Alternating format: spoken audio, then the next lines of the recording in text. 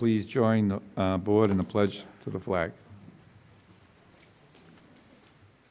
Pledge allegiance to the flag of the United States of America, and to the republic for which it stands, one nation, under God, indivisible, with liberty and justice for all. Okay. Thank you. Mr. Canty, please. Thank you, Mr. Chairman. Tonight's meeting of the Plymouth Select Board is taking place in a hybrid format pursuant to modifications made to the open meeting law by the legislature of the Commonwealth. We have members of the Select Board joining us physically here at the Great Hall here at Town Hall. We have a member of the Select Board that will be joining us virtually over the Zoom webinar platform. Members of the public that wish to attend this meeting may do so at the Great Hall here at Town Hall, or may do so by joining us over Zoom at the webinar link that is included on the agenda that is posted on the town website. Members of the public that wish to attend in either format may participate in public comment as long as they make themselves recognized. And you can also observe the meeting on Comcast Channel 9 or Verizon Channel 47. I would also point out, per Massachusetts general law, any person may make a video or audio recording of an open session of a meeting of the Select Board after notifying the chair, subject to reasonable requirements of the chair, so as not to interfere with the conduct of the meeting. At the beginning of the meeting, the chair shall inform other attendees of any recordings that are taking place, and we are being recorded by the local scene formerly known as PAC TV. Thank you, Mr. Canty. First order of business is annual all-alcohol restaurant license, LLC doing business as Selena, 170 Water Street, Daniel Casanelli, manager. In accordance with Chapter 138 of the Massachusetts General Laws as amended, notice is hereby given that a public hearing will be held at the Plymouth Town Hall, 26 Court Street, on Tuesday, July 9th, 2024, at 6 p.m. to consider the application for an annual all-alcohol restaurant license from CNS LLC, doing business as Selena, 170 Water Street, Daniel Casanelli, manager. Description of the premises is as follows: two-story freestanding restaurant containing 5,900 square feet, entry, host area, first floor, dining area, bar area, second floor, dining, bar area, second floor deck, outside enclosed dining, bar area, kitchen, and 2 bathrooms. 5 points of entrance and egress. There's someone here representing Mr. Casanelli. Welcome. You can come up to the podium and just identify yourself for the record and make sure the green light's on the microphone in case somebody has questions. What we're basically doing, and I think you all know that, is transferring the license from the previous owner and giving them the okay to go in if we so choose. So, that being said, I'll bring it back for just in case there's questions. Anyone wishing to speak in favor of this application? Anyone online, Chris? No? Anyone wishing in favor? Please come on up. Identify yourself for the record. Hi, my name is Tracy Town, and I'm the property manager for Village Landing. I'm here to support Selena's progress. Okay, thank you. Anyone else wishing to speak in favor of the application? Anyone wishing to speak in opposition of this application? Chris? Okay, seeing none, I'll bring it back to the board for any questions. I have one question. Mr. Bletzer? This is a new license. This is not a transfer, Correct, yeah, I Which was is here why- about a month and a half ago, I think it was, right? which is why it's taken a little longer than you wanted. Yep. So, okay, good. Hopefully, we can get that soon for you, so, thanks. Sounds good. Questions or a motion by the board? I'd make a motion to approve the annual all-alcohol restaurant license for the applicant. I'll second it. Motion by Mr. Canty, second by Mr. Bletzer. Discussion? Mr. Golden? Yes. Mr. Bletzer? Yes. Mr. Canty? Yes. And myself, yes. Unanimous. Thank you. Good luck. Thank you, gents. Mr. Chairman, I'm a yes also. I'm sorry, John, I forgot you're out there. And how do you vote, Mr. Mahoney? Yes, Thank you. you're welcome. Okay. Whew. It's been a long day, John. Been going at it since 8. Okay, licenses and administrative notes. Any questions? Wishes of the board? If there's, The- I All think right. there was a question on one of the licenses by one of my colleagues. In the amplifier, when you Okay. get the amplifier, I have a question on one, I'd like to take the ladder 15 separate. Okay.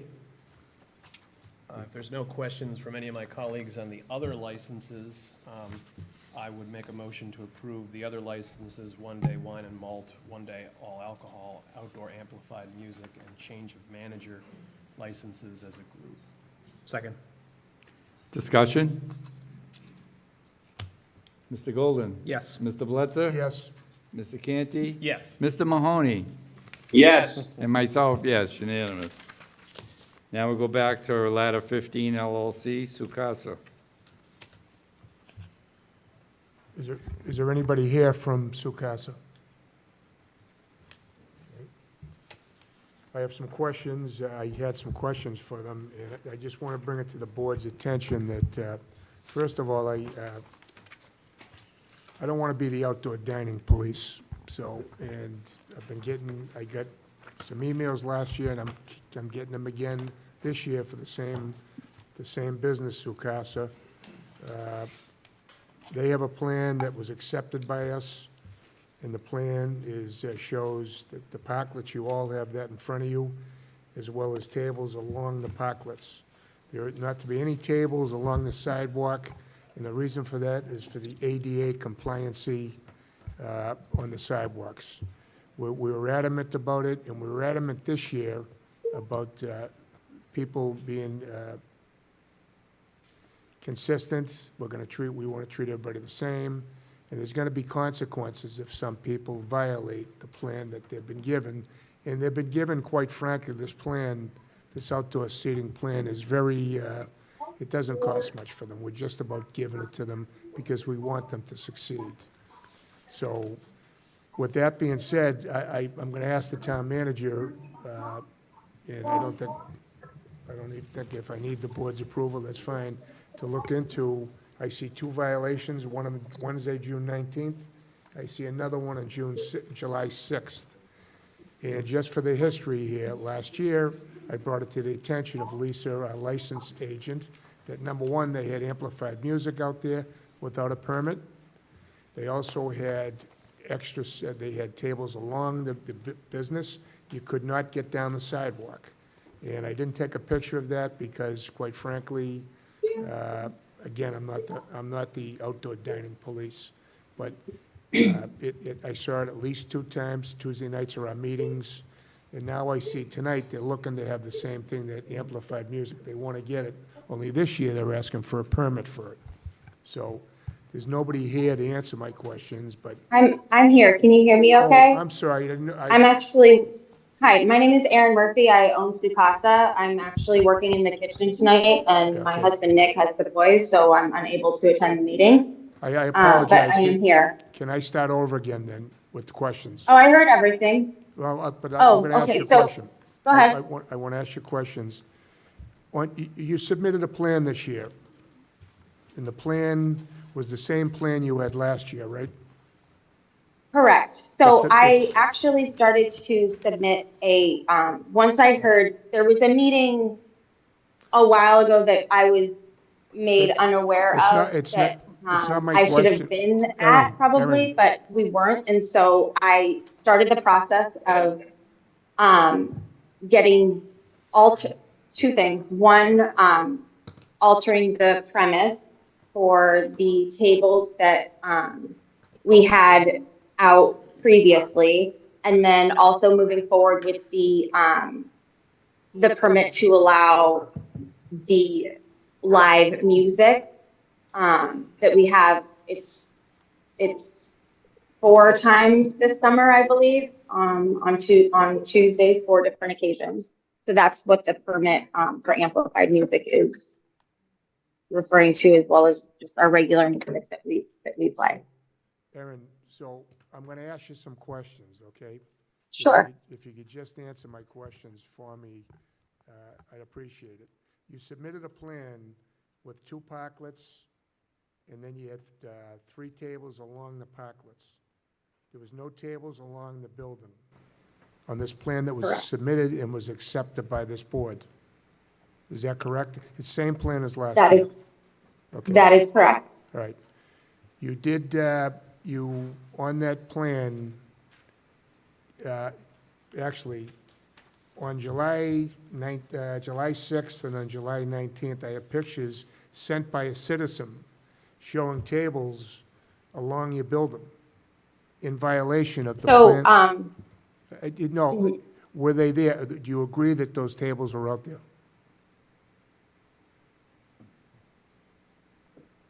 I'm sorry, the last part cut out. On 2 different dates, I had a citizen send me pictures, and I have them right here. One has 2 tables, and the next night has 3 tables on the sidewalk, against your building in violation of the license that we gave you for the outdoor dining. Right, so, So that's a I- yes. I would like to say that, we have only done that twice. Like right now, we're open. We don't have the tables out there. I think we're the only business downtown that doesn't have AC. So those were just brought out because I had started the process to alter the liquor license and the original plan that I submitted to get those tables approved. And this is my fault. I thought that it was a miscommunication that because we started this process, it was okay. I was here on the 19th and Nick was here on the 6th, and I specifically remember he called me and said, "Are you sure?" We just had 2 parties leave because it's so hot. I'm going to put 2 tables out, and I said, "I'm 99% sure that because we started the process, it's okay." So that's on me, and I apologize for that. There was Let me no. ask you, did I you mean, ask- I really do hope you know that I'm really am trying to do the right thing. I'm trying to go through the right steps and get the correct permits. And we are currently working on our private deck in the back. And so the reason that I was told, just so I didn't have to alter my liquor license multiple times, I was trying to just do it in one fell swoop. But once the inspection or building department, forget what we call it now. Once that kind of goes through, like, you will soon see the submission for those, and hopefully we can get that approved. But we actually won't even need those tables on the sidewalk, so Erin, that's kind of where we're at with that. Okay. Yes. So you agree you're in violation, and you didn't ask anybody if it was okay to do it, you just did it. So let's go back to last year. Last year, did you have outside entertainment? Did you have Again, outside we entertainment? have the I know phase they're on every Tuesdays, 'cause Tuesday, I and saw it twice. I'm sorry, Did you have outside entertainment last year? we actually had indoor entertainment, and because we have no AC, we moved them outside a few times. Was that- So I just want to make sure that we're talking in context. Well, I was there 2 different Tuesdays after a meeting, and. Oh, couldn't you e- came to couldn't see even Papa? Walk down the sidewalk, and there was entertainment outside. Did you have a permit for that? Did you have a license for that? I mean, no, I just told you the situation. Like, obviously I didn't if I'm applying for it for now, correct?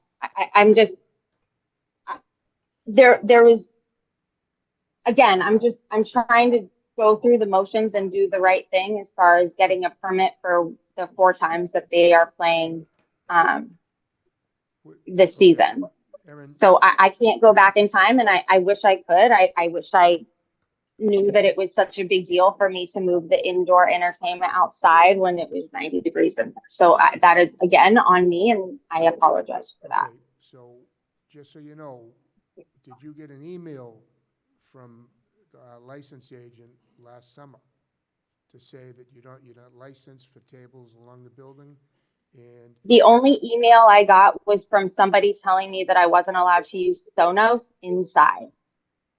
so you never got from a license agent because I directed her to send the emails out.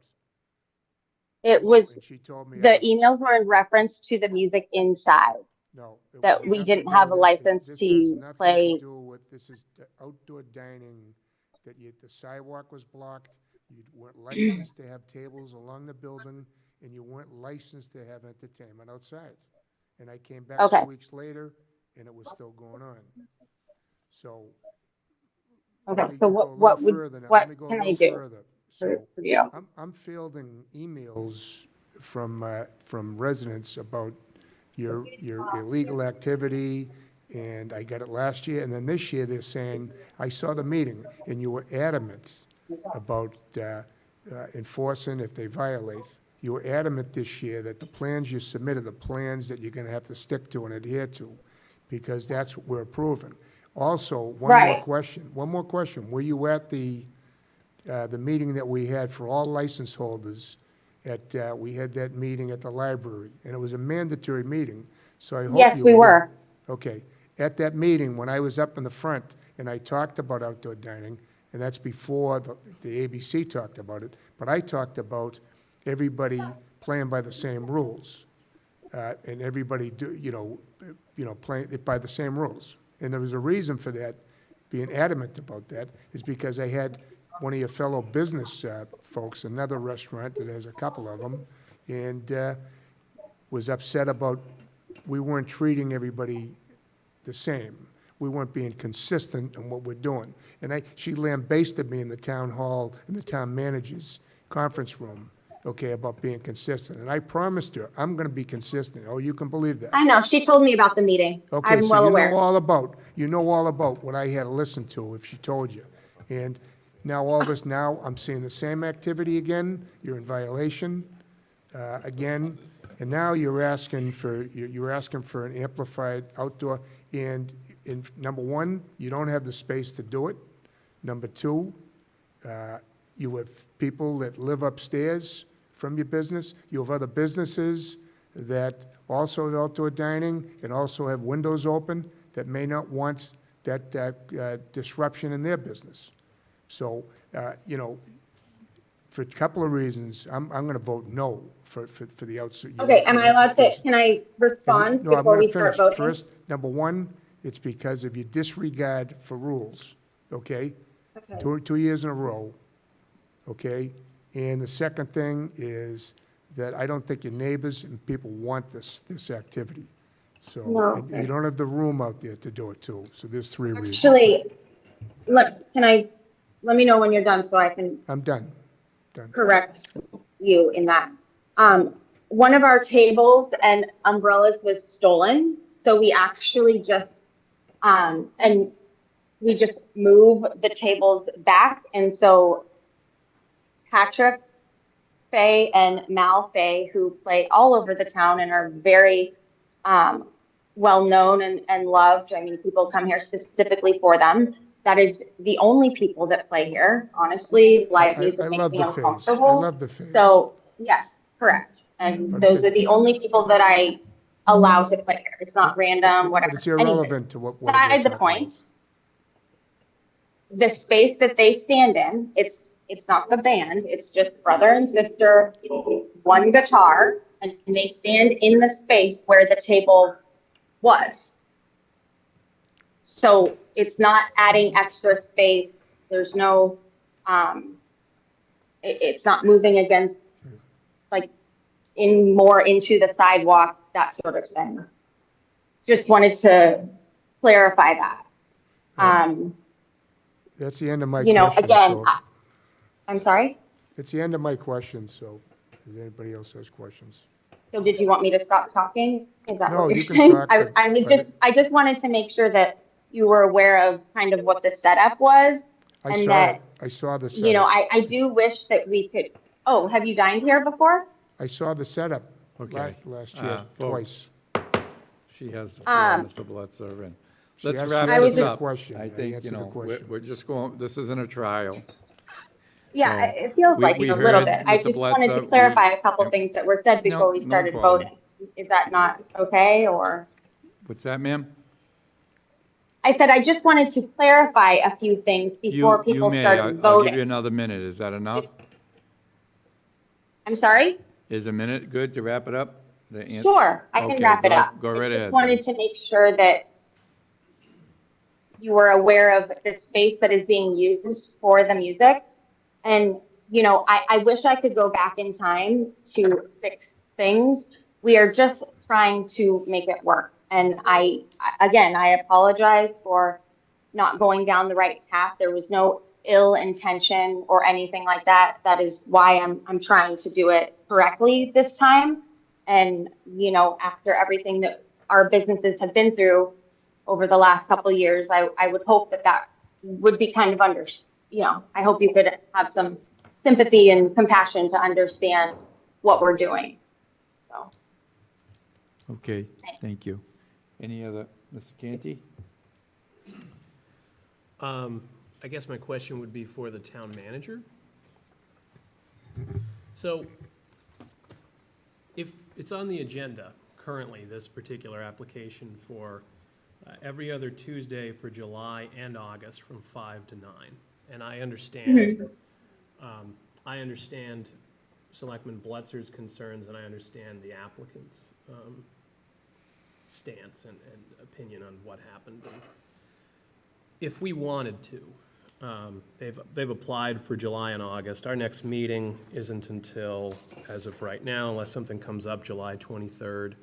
So could we could we amend this particular application to permit it through our next meeting of July 23rd, which would give 2 weeks, and then take it up again to see if we would extend it through August per their original request? Yes, you can do that.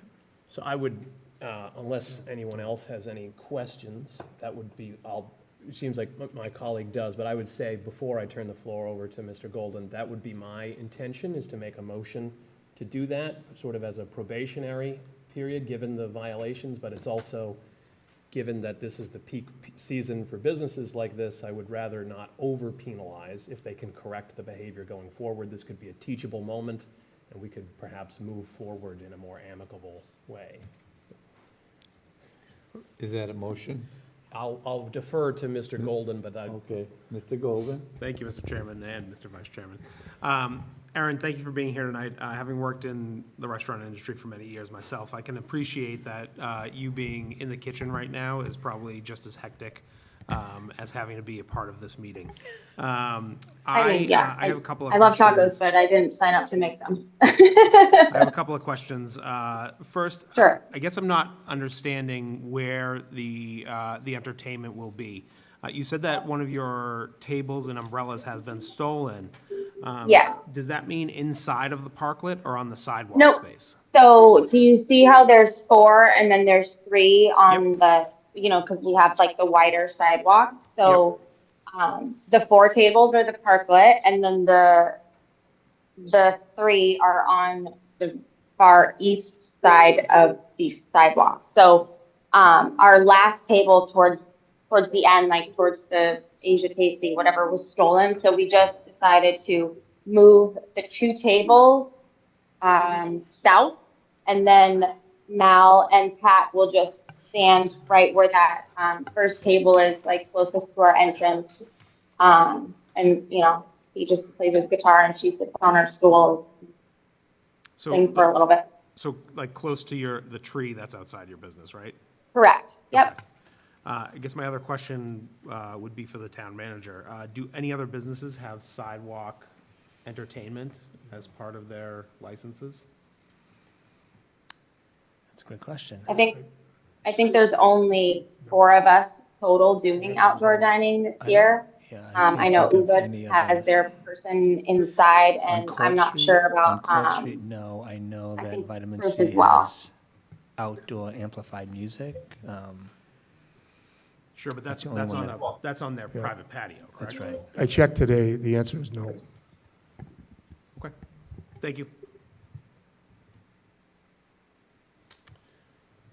I would make a motion at this time to amend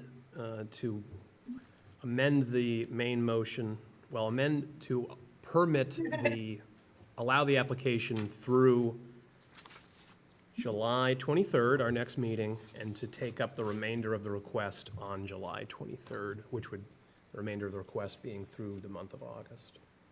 Motion by Mr. Canty, do I have a second? I'll second it for discussion. Discussion? Yeah, I have discussion. Mr. Blitzer? I'm voting no for this, and the reason being, I'm getting calls from the waterfront, okay? Number one, talking about not signing up for something. I was in the restaurant business. I've been in the restaurant business, I'm 67 years old, since I was 13 years old. I've been in it all my life, and I know how hard the business is, and I feel for you. But this outdoor dining is to help your business. And, you know, you've taken what we've given you, and you've taken liberties with that. In last year, I had somebody email to tell you you're in violation. I was there twice. You could not get through the sidewalk, and you still continued that bad behavior, and I'm gonna call that bad behavior. Now we come to this year, and I was very adamant about sticking to the plan, okay? Very adamant about it, because I'll tell you what, I didn't sign up to be the outdoor dining police. I didn't. And, you know, I'm getting emails from these folks, and it's in the amplified music, if I'm getting it from the waterfront, from a guy with a whistle and a guitar, I can imagine what I'm gonna get from amplified 2 guitar players. But that's another thing. So, I'm against this because they one, don't have the like, can we room just for be, all like, this activity nice? on Like, the I feel sidewalk. like now There's no you're- need for it. You got residents above you, okay, right outside where you plant, right up there. You got other businesses in the area. There's no need for this, okay? And I'm gonna ask the town manager to have a building department look into this and give you a violation, okay? Because you're in a violation. I see 2 violations here, the same things you did last year, and you're still continuing this bad behavior. So I'm not voting for this. You're talking And to amend me it, like I'm Kevin, a to child, amend this. and I No, really hold do on, I not, can speak. like, Mr. Blitzer appreciate has the that. floor. Like, can you just Can be you let me on to professional speak? here? I'm Please. just saying, it's, Mrs. Murphy, hold on, please. to extend this another 2 weeks, what is that gonna do? That's just extending bad Because they're behavior. scheduled for the 16th and the 23rd, so that's where I'm at with this. That's The why. answer, it's no different for me in 2 weeks or tonight, okay? So there's no, and you know what, you talk about fairness. There's a being- motion on the floor that stays with this board, You talk, not intermingling with the audience. That's, once a motion's taken and seconded, it's for this Got it. board-only discussion. So I had that an- should take care of that. I had an owner of 2 businesses tell me, and not very nicely, but I understand how upset she was, because she's another restaurateur that, you know, there's a lot to the business. It's a tough business. It's not for everybody. And she was pretty upset, and all she talked about was treating everybody the same, be consistent. That's what I'm trying to do here. That's why I'm gonna vote no for this. Thank you. And I hope that everybody understands the reasoning. It's not, I'm a pro-business selectman, and I've always been, I've helped businesses, but I have to help all businesses, not just one. Thank you. Mr. Golden? Thank you, Mr. Chairman. I'm deeply uncomfortable with the level of discourse that we're having here tonight. Same. I think that, you know, this is a 2-year pattern of violating the plan that has been put forward to the board. What I'd like to have seen would have been the applicant come and take responsibility, apologize for previous violations, and simply leave it at that. But this back and forth is detrimental to the work that we're doing here in this town. I am worried about amplified music in that location, outdoor amplified music in that location, particularly when it could open the door to other Court Street businesses to want similar activities. So I would prefer that we had voted on this as an up or down, yes or no, for the duration of the application. I'm not sure I agree with the strategy of giving a probationary period to someone who's already, who's already violated the policy and the plan that they've put forward. So those are my thoughts, and that will impact how I decide to vote. Thank you. Mr. Canty? So I share some of Mr. Golden's concerns about how the hearing has unfolded. I think it is unfortunate that the applicant couldn't be here, although I understand. I think conducting it over Zoom is the source of some of the issues because it's difficult to know when you can speak and when you shouldn't speak when you're over Zoom. So I understand that. I do think that Mr. Bletzer brings up some legitimate points in regards to violations that have already occurred. I do think the applicant brings up some valid points about the fact that now that she is aware of it, she can't go back and correct the behavior that has already transpired.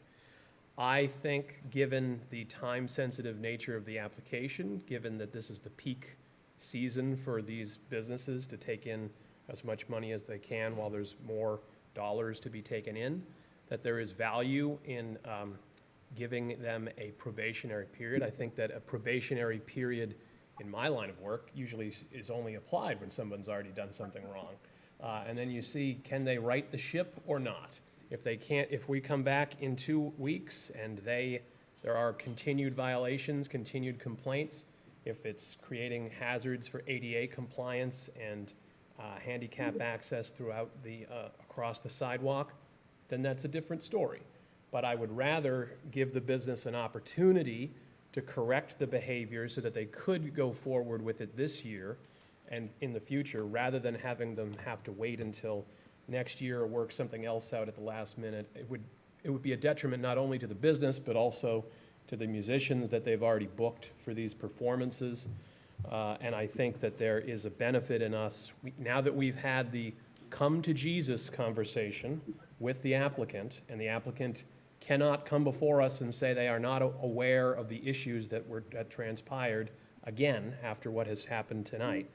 I think an aspect of mercy may be in order, and it may be to the benefit of this board and the applicant to give the opportunity for them to right the ship. We made compromises with outdoor dining to begin with this season to try and meet businesses halfway and transition it from a largely public enterprise to a more private enterprise. I think the board is trying to be supportive of businesses in these regards. But Mr. Bletzer is right. If we don't have some type of penalty for people that don't follow the rules, then what's the point of having rules to begin with? So that's why I think the probationary period is an acceptable compromise between the two polls. That is why I will be voting in favor of the modified application, and I look forward to hopefully being able to vote for the remainder of the period on the July 23rd meeting if my motion passes. Thank you, Mr. Chairman. Thank you. Any other questions from board members? John, all set. Mr. Mahoney, how do you vote? Yes. Mr. Canty? Yes. Myself, yes. Mr. Bletzer? No. And Mr. Golden? No. 3 yes, 2 no's. Thank you. Moving on to administrative notes. Been requested to take number 3 separate. Is there any other request? Okay, let's start with number 3. So, how's it good? Rescue Wells testing. First, we I have discussion in relation to 3, but I would make a motion to approve it for the purposes of starting that discussion. Okay. Motion to move number 3. Do I have a second? Second. Second. Discussion? Mr. Canty? Thank you, Mr. Chairman.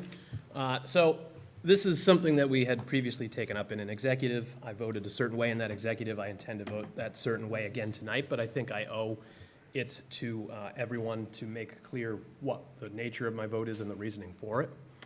So as a public employee myself, I work for the Commonwealth of Massachusetts. I certainly understand and appreciate the value in paying our employees a fair wage for a fair day's work. I think it improves morale, retention, recruitment for those employees, and I think it also improves, importantly, the delivery of services that we are able to provide to residents, this being a collective bargaining agreement with the firefighters union. However, there are specific details of this particular collective bargaining agreement that compel me to vote no on this, and I feel obligated to explain my vote to members of the public as well as certainly members of that union. To be clear, I was not on the negotiation team for this collective bargaining agreement, and I do not mean to criticize anyone who was from the select board, from the town side, or from the firefighter side. But the specific details of this agreement give me concerns about the medium-term and long-term effects it will have on the negotiating position of the town of Plymouth with this union and others. Specifically, the tying of some of the stipends and certifications to the base level salary on a percentage basis. The town has, in these negotiations, has a balance between money we can put towards COLAs and money that we can put towards these stipends, certifications, incentives. They're called various things with various unions. And when we are in difficult financial situations, as we currently are, sometimes we are unable to give as much in one category, so we have to shift some over to the other, and we work with the unions in regards to that. And my concern is that by tying a couple of these stipends to the base level salaries, that it will hamper the town's ability to negotiate as it has in those regards, and it will complicate situations in the future with this union and others when we are in tight financial situations, because the union would be able to seek a maximum COLA benefit without needing to worry about the stipend, because their bargaining position would be that, and we would have very little on the town side that we could do about it. I personally was in favor of giving, I understand that the concern about the stipends was that they're depreciating value over time, that the cost of milk, the cost of bread, the cost of gas, other essentials in life goes up every year, and the stipends don't. So I personally was in favor of increasing the stipends on a dollar figure every year of the agreement, actually in excess of what the percentage would have been, just because I see the problem with the percentage approach myself personally. I was outvoted on that. I anticipate being outvoted on that tonight. I understand that. Sometimes you're on the minority side. It is what it is. But I did want to flag that particular issue. And again, I don't mean it as a criticism of the employees. They do a difficult job. The fire department responds to life and death situations all the time, respond to the scenes of accidents, providing essential medical care, life-saving activities, fire prevention, firefighting. So I don't devalue their contributions, and I don't mean it as a criticism of them. It's just, I think, in the long term, this could lead to things such as overrides or to layoffs if more unions were to pick up this particular style of bargaining, which, again, in the short term, I think is to their benefit in some regards, but in the long term, particularly for newer members, may be to their disadvantage. And I just wanted to flag that particular issue and explain my vote, because I do not mean it as a criticism of my colleagues or the town or the firefighters. It's just my personal opinion, and I felt obligated to convey it to the audience. Thank you. Mr. Bledsoe, then Mr. Golden. I was the selectman on that negotiating committee, and I can tell you that I was proud of what we did in those negotiations. We worked hard. The town manager, assistant town manager, at one point helped us out. The chief worked with us, and the union, Brian Barrow-Warneth, and his fellow union reps. We worked hard. We had several meetings. One meeting was over four and a half hours long. Okay, we were back and forth. There was a lot of work that went into that. And I recognized that the work that our firefighters do, we have a unique town. We have 7 fire stations that cover 106 square miles, that only 40% have hydrants, have water suppressants for the fires. These guys work hard. They have to fight everything from electrical fires to brush fires, to boat fires, to extractions. There's all kinds of scenarios, unlike any other town in the state. And they see things, and just recently, within the last month or two, they've seen some horrific things on the road, some extractions that they had to make. And these firefighters have to go home at the end of the shifts, and they have to go home to their families, and they have to be husbands, and they have to be fathers.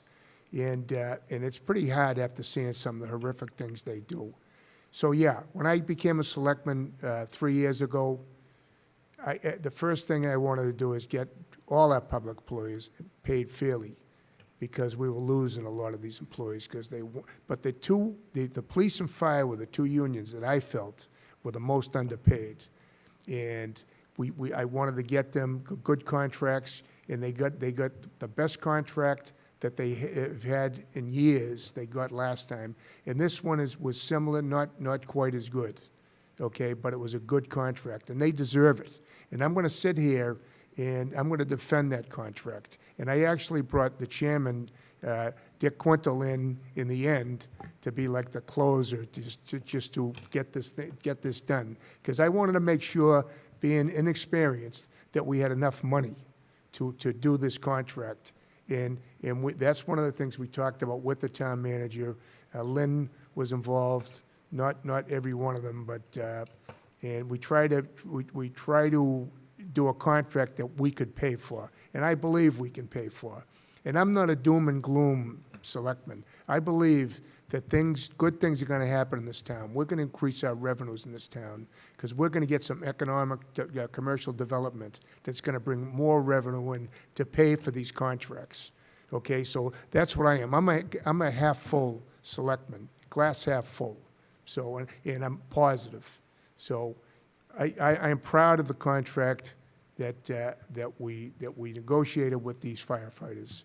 And same with the police too, so I was part of that too. So anyway, thank you, and I'm thanking my board for voting to okay this. Thank you, Mr. Chairman. Mr. Blitzer stole much of what I had intended to say. I will say this, our firefighters and all of our first responders are the backbone of this community.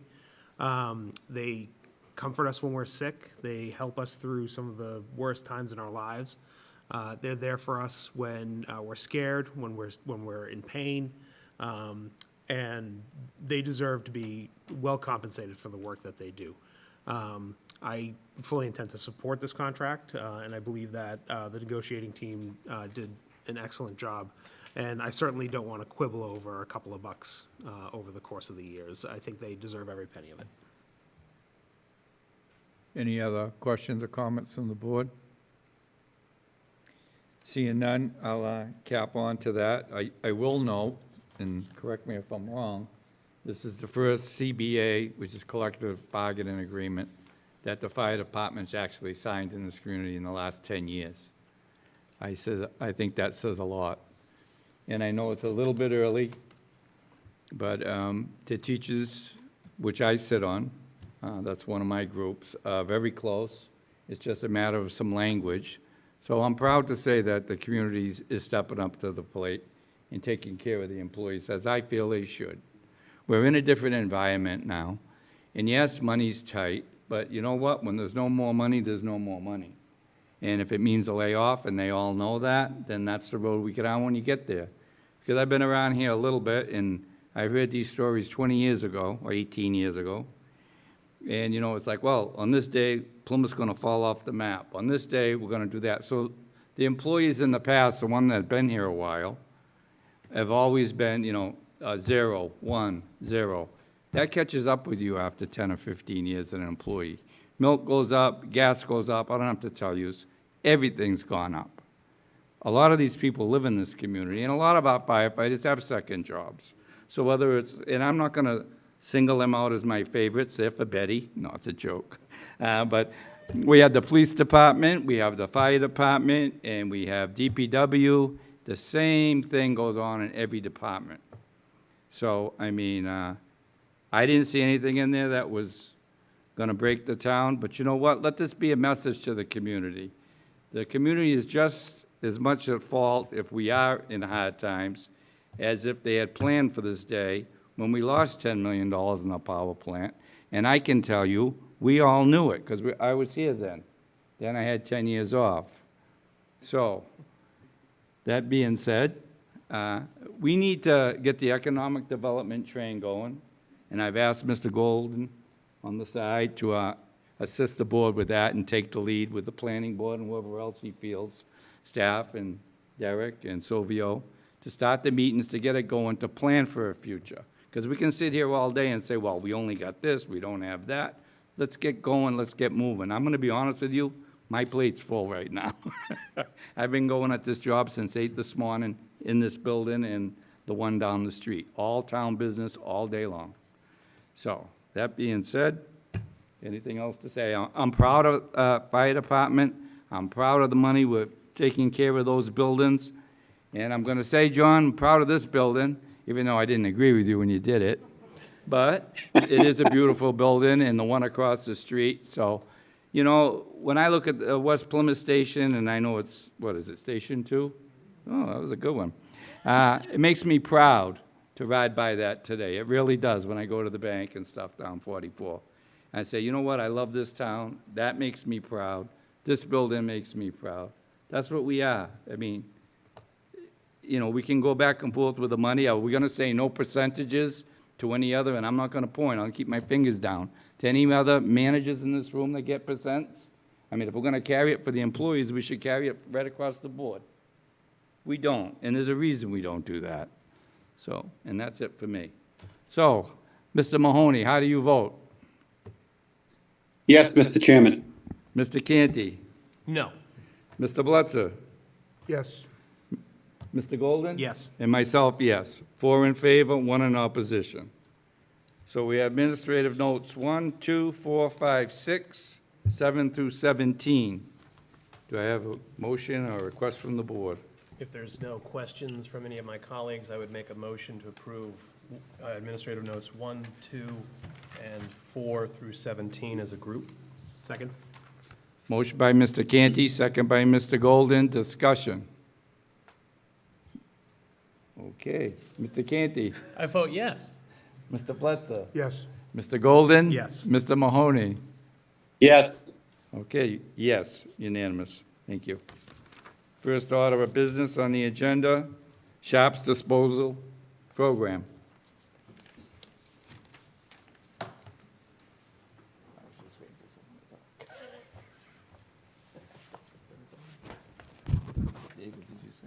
Good evening. Well, and thank you for having us. I'm here with the esteemed chief that you were just referring to. Chief Foley and I are pleased to present a Sharps proposal to the board and to the public. We wanted to make sure that you got a good sense. I know you got a packet, but we have a little PowerPoint just to illustrate some quick positions on what this looks like.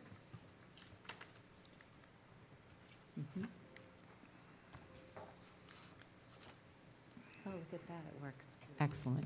So again, this is a project that both the fire department and HHS kind of took on and looked at and said, how can we make this program workable for our community, and how can we make sure that it's a safe program for our community?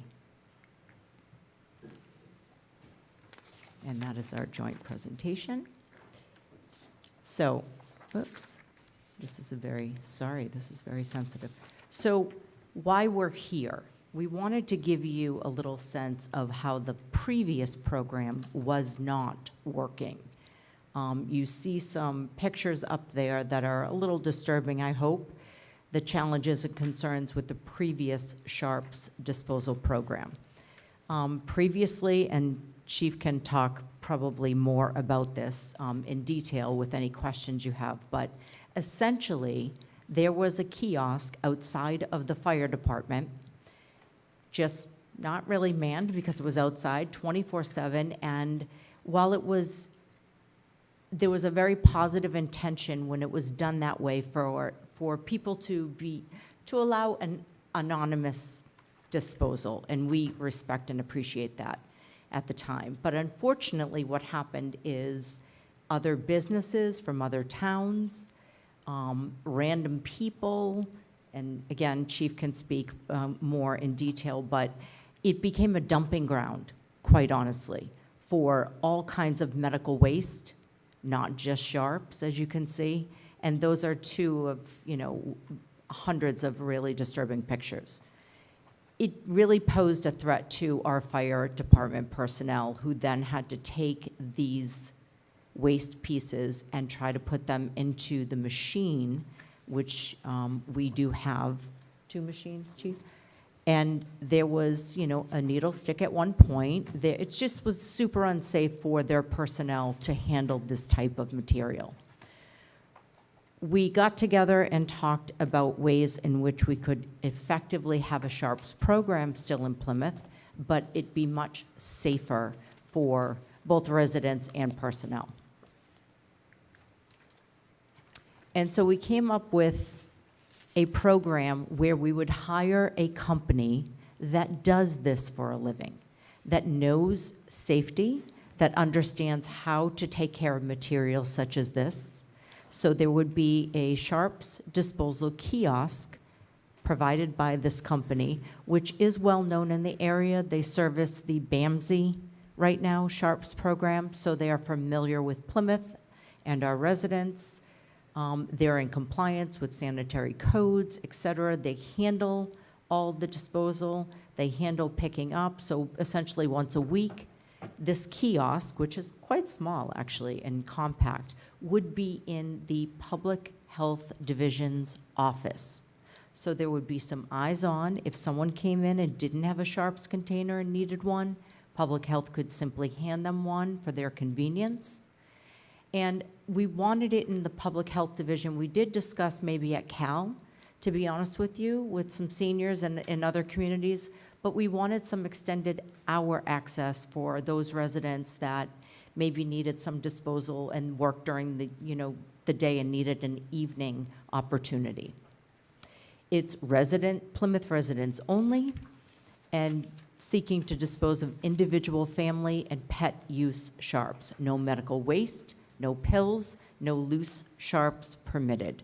Those are some of the guidelines and parameters that we would set. There would be specific hours. We wanted a little more mandated so that it cuts out the unsafe material that's coming in. Chief, did you want to add anything? Okay, thank you. That's what the kiosk physically looks like. Again, it's compact, and that puppy has nothing to do with this. It just piqued your interest, and it's what we could find for public health. So just to wake you up. But that's essentially what's probably most important as well is the budget. Because there was already an existing budget in the fire department budget previously and moving forward, that is used right now to maintain the machines when the fire department was doing this program. There will be no extra cost to the town. It does satisfy the budgetary costs of this company. In addition, we would also offer through this company, just like we do Take Back Drug Days in the town or hazardous waste days, there would be 2 days a year, at least, in 2 different locations where we would offer that same opportunity for Sharps for our residents. Okay. I think that is a general synopsis of the program, but of course we are more than happy to take questions. Any questions from board members? Mr. Canty? Thank you. So I guess I have a couple of questions, or a few questions. So first and foremost, I see there's going to be, well, first and foremost would be the change of venue from outside the station, which I would imagine a negative of that was it was unmanned. A positive potential of that would be that more people are putting Sharps in there than throwing them around the community, right? Do we know of other communities in the area that have done similar setup where it's inside of a town facility manned and how that has impacted their sharps being in the community as opposed to being properly disposed of? Are we confident that people will throw these out in the way we want them, at least in the acceptable numbers? I think that's a great question, and it does come back to the original reason why we started the program, is Right. that we wanted to try to remove as many sharps from the community as possible so that we didn't have them in public areas where somebody could get hurt, harmed, what have you. However, that it really actually caused the backfire and it created a greater risk. I think that, the risk benefit, this is a better program. Okay, Because as you can see from those pictures, and those are pictures that could be sent out publicly. There was a lot of other pictures that, were pretty disgusting beyond even that. And a lot of the waste that we would take in through that kiosk would end up being waste that we couldn't process, we couldn't do anything with it, and now we had to come up with different ways to get rid of it as well. sure. The other communities do have similar programs. There's actually, Sandwich Fire has a program, they have a machine like we do, but they have to schedule time to come down and drop off, and they have physically take it and bring it to the machine. Nobody in the fire department touches it. And so it's a little bit of a different setup. I feel as though that is a greater barrier than creating a kiosk where somebody can walk in, hey, I have my sharps container. As long as they have the sharps container and everything is in it, then we're fine. That is satisfied. They can come in, drop it off, and leave without anybody really interrogating them at all. Okay. And it says in the materials that it would be, that a sharps container would be provided by Plymouth Fire Department and Public Health Division? If they come in with loose? Yeah, so that's part of our current program. Okay. Part of the funding source that we have does provide for sharps containers that we can provide the individual to put loose sharps into, and then also provide a couple containers for them to take home so that moving forward, they have the proper container. Okay. And I guess lastly, I noticed there's a requirement that they be Plymouth residents.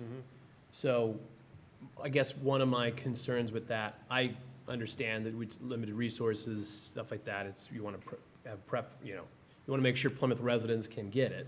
But if we are the destination town for a lot of people coming here for a variety of reasons, to go downtown, tourism, pass through, et cetera.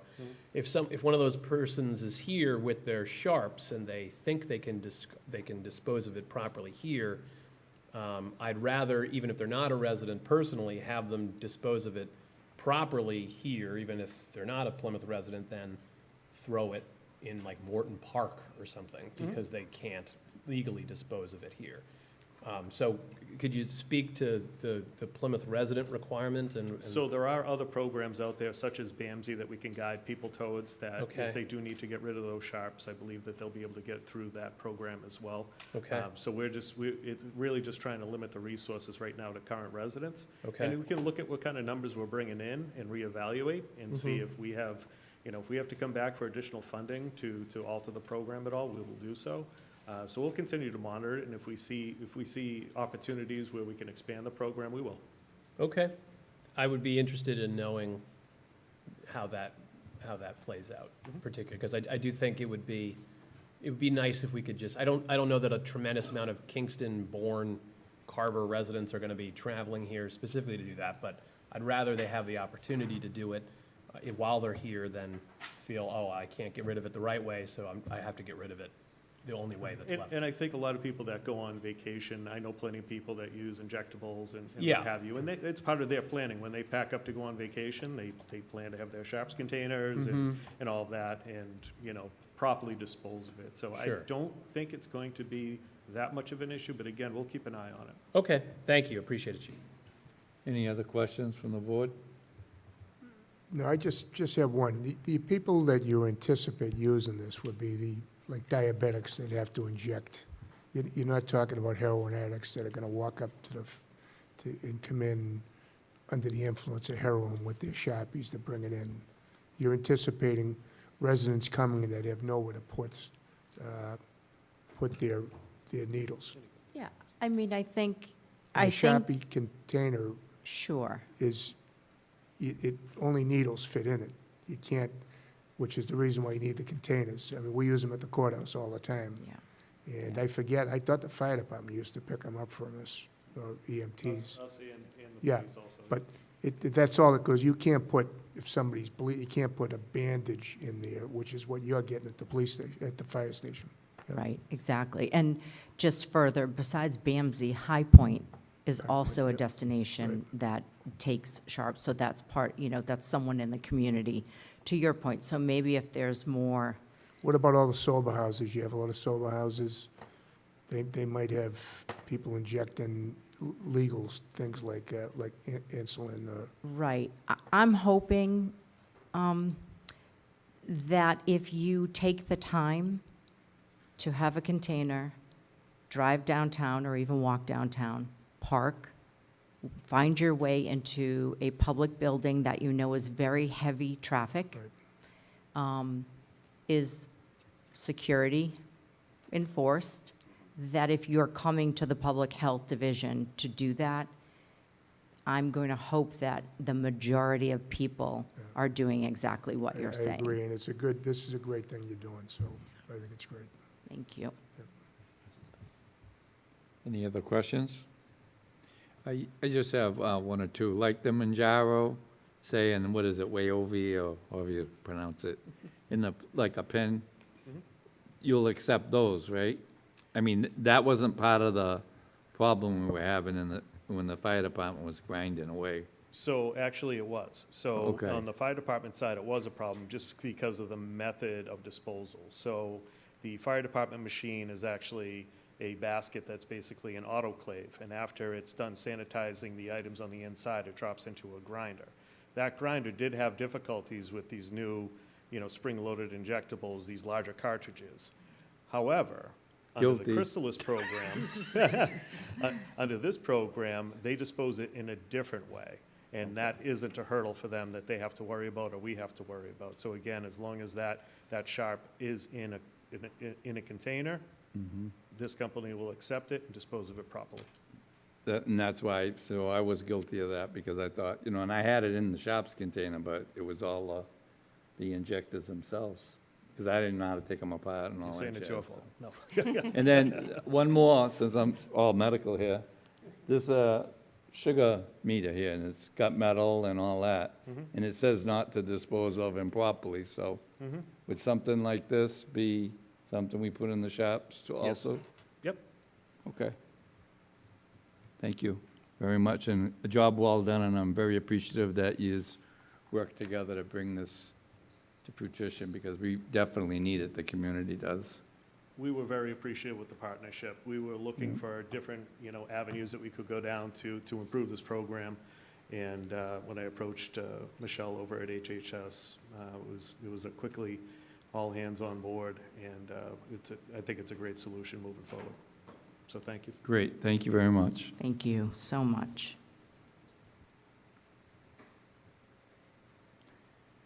Next is Outstanding Citizenship Award, John Plate. Welcome. Why don't you four come up? Thank you, Mr. Chairman. Good evening. My name is John Platt with the town's No Place for Hate Committee. Tonight, for the 7th year in a row, we are presenting our Outstanding Citizenship Award. This award recognizes students who make a difference in their community in ways that are consistent with our mission statement, which you can find on our website.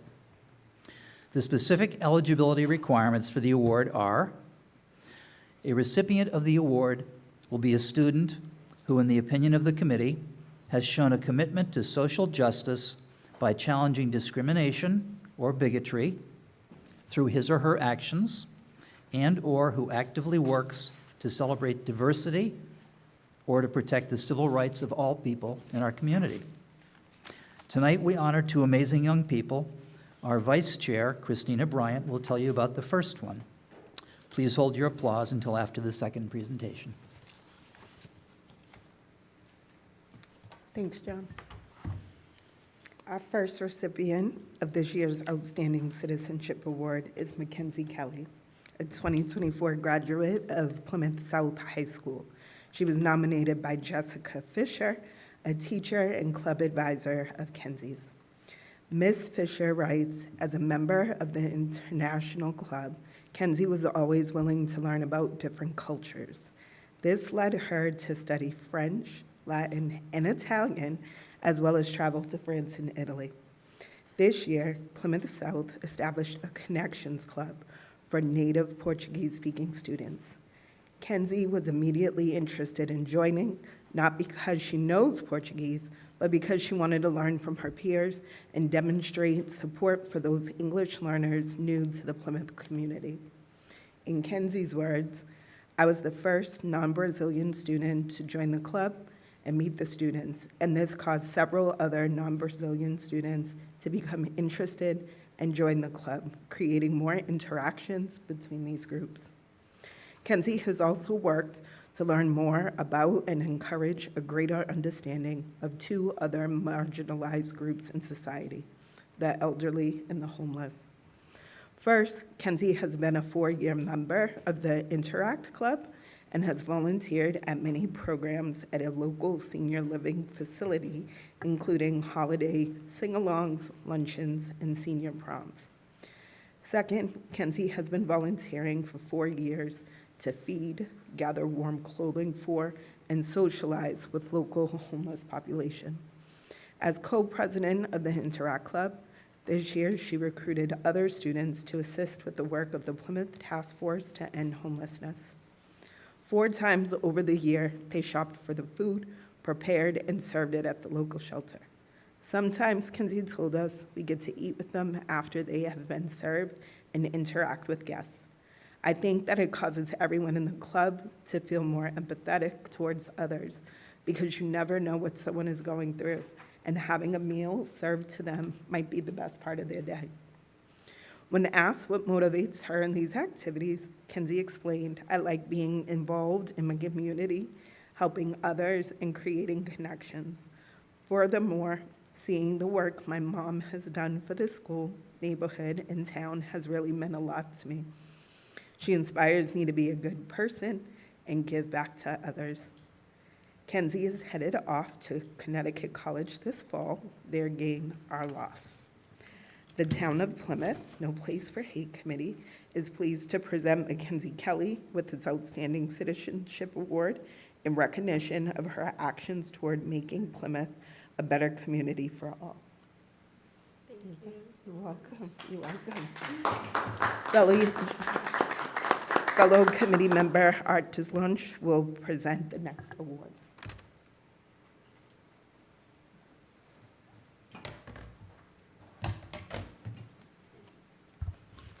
Thank you and good evening. Second recipient of the Plymouth No Place for Hate Outstanding Citizenship Award is Trevor Anderson, a 2024 graduate of Rising Tide Charter Public School. He was nominated by Isabella Troutsmansdorf, his college and future planning counselor. Trevor has an extensive list of extracurricular activities. Among them are the Diversity, Belonging, Inclusion, Equity Student Work Group, Student Government, the Service Learning Club, the Junior Classical League, the News Club, and the Student Advisory Work Group. Ms. Troutsmanship told us, Trevor does not participate just to participate. He values service and social justice. During his junior year, Trevor created the Student Advisory Work Group. This group meets twice a week and discusses global events and social issues, not just academic matters. To make the meetings even more relevant, Trevor recruited students who have lived experiences with microaggression, stereotypes, and bias. This year, Trevor participated in Rising Tide's internship program. He interned with Positively Partners, a Boston-based HR consulting firm specializing in equity-based approaches. His work included conducting a mini audit of his school's policies related to diversity, equity, and inclusion. He conducted interviews with school administrators and teachers, performed research on DEI best practices, and created a presentation to share the results. His internship mentor, Caden Mohammed, explains, Trevor is passionate about his work and eager to find a way to help his school community be a more inclusive and welcoming space for all students, regardless of their identities and backgrounds. His Rising Tide counselor happily declares, we are proud of Trevor for the sincerity and commitment he brings to DEI and DBIE issues. We are confident he will make a positive impact on the world. When asked why he engages in DEI work, Trevor explains, sometimes people make comments or jokes that can be hurtful to a minority group, even if they have the best of intentions. Usually these people just lack the knowledge of perspective of why their comment or joke is actually hurtful. This is why DEI and DBIE are so important. It helps educate all of us about the perspective of other people and cultures. Trevor is headed to Suffolk University in the fall. I'll make one personal comment. I know from my lived experience, the opposite of inclusion, exclusion, is the root cause of many, many horrible outcomes and even tragedies. I'm always proud to recognize two people who are doing something about it. Reading from the certificate, the Town of Plymouth No Place for Hate Committee is pleased to present Trevor Anderson with its Outstanding Citizenship Award in recognition of his actions toward making Plymouth a better community for all. Thank you.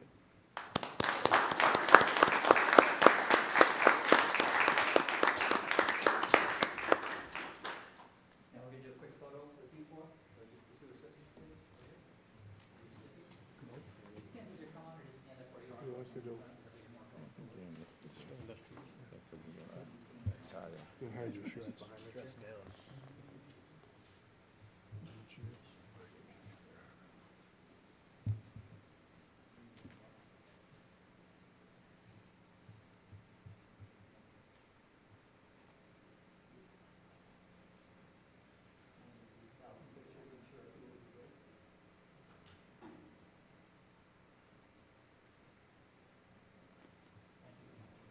Thank you.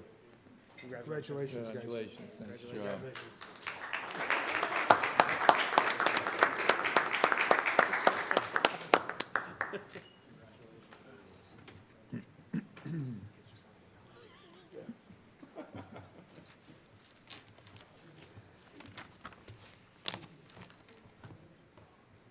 Next up, we have Building Committee appointment.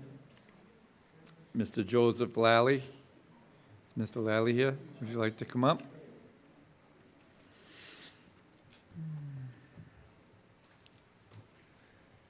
Well, good evening. I was before you about 4 weeks ago, wanting to volunteer on the CPC committee.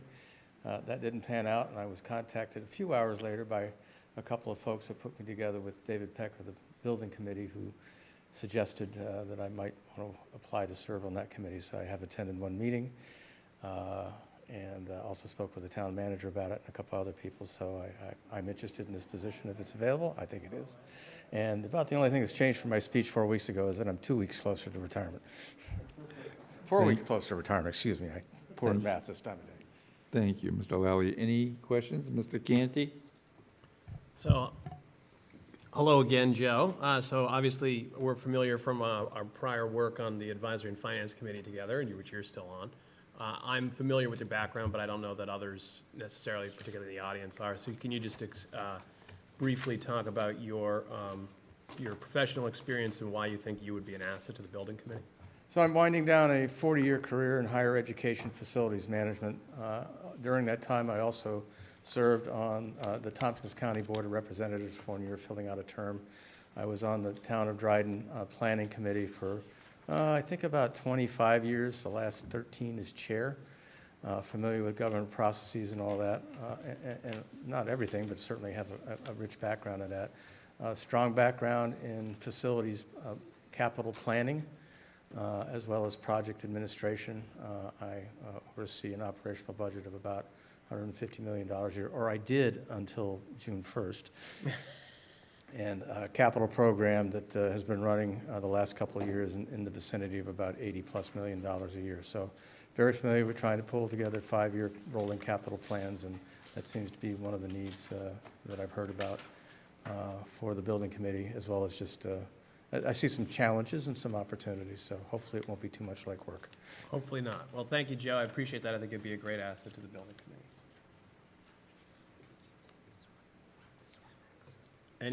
Mr. Golden, did you have a question? No, I'd make a motion to appoint Mr. Lally to the building committee. I'll second. Discussion. Mr. Mahoney? Yes. Mr. Canty? Yes. Mr. Blitzer? Yes. Mr. Golden? Yes. Myself, yes.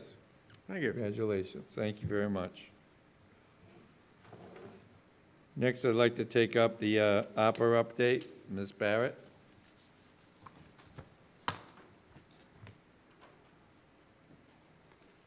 Welcome. Lynn? Thank you. So we provided you with our, sort of a continuing status sheet of our Plymouth Opera projects and our funding sources for the opera money that we've received. So these, basically, all the projects were listed that have been approved so far. We're in anticipation of the project presentation this evening. I've added the project that Mr. Gould will be presenting to you regarding the Town Wharf Pier. So that would basically include about almost $19.7 million worth of projects from opera funding that you have allocated so far out of the funding sources that have been allocated to us. In that report, it gives the amount that's remaining right now. And we're continuing to monitor existing projects that have been allocated, because in the foreseeable future, we see that we may be able to have funds that we can allocate to other projects also. And between the town manager, myself, and other department heads, we're looking at other priorities and projects that we would bring forward to you at a future date to use the remaining balance.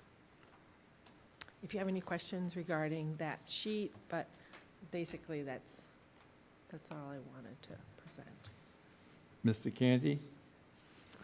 We were graced by the illustrious presence of one of our county commissioners recently, who talked about the possibility of there being, if other communities didn't get their ducks in a row to spend some of their ARPA money that would be attributed to them, that there may be some undesignated ARPA money available. And we had asked at that time that we were looking at things that we could potentially, obviously we don't want to depend on that. We have to assume that the other communities will get that stuff together. But have we started that, or can we start that so that if there is additional ARPA money available, that we could capture some of that for Plymouth and our residents? The way it works with the county is you have to actually submit a Right. project. Right. So, I mean, we haven't done that yet. I mean, Sure. we're still sort of working on the town's allotment that we receive from the federal government. Mm-hmm. So, I mean, it's always an option in the future to do that. And we haven't yet been apprised of, at least the county hasn't actually come out and said to us, okay, it's, we've got this much left. Right. The towns can apply at this time. So I would assume that maybe at some point that they may do that. I think they had indicated a September 1st Okay. deadline for applications, and then there might be some, and then it would be apportioned by population, which we would be the second highest in the county. Okay. So just Okay. something to be Yeah. aware of in the event that one or more other communities don't do their homework Okay. by the deadline. I would like to say that we sufficiently used our allocation from the county. I'm sure we will. Yeah. Yes, and I hope that other communities don't, but that's, I'm a little biased. Thank you. Yeah. Any other questions from the board or comments? If I could, Mr. Chairman, just a couple of things just worth noting.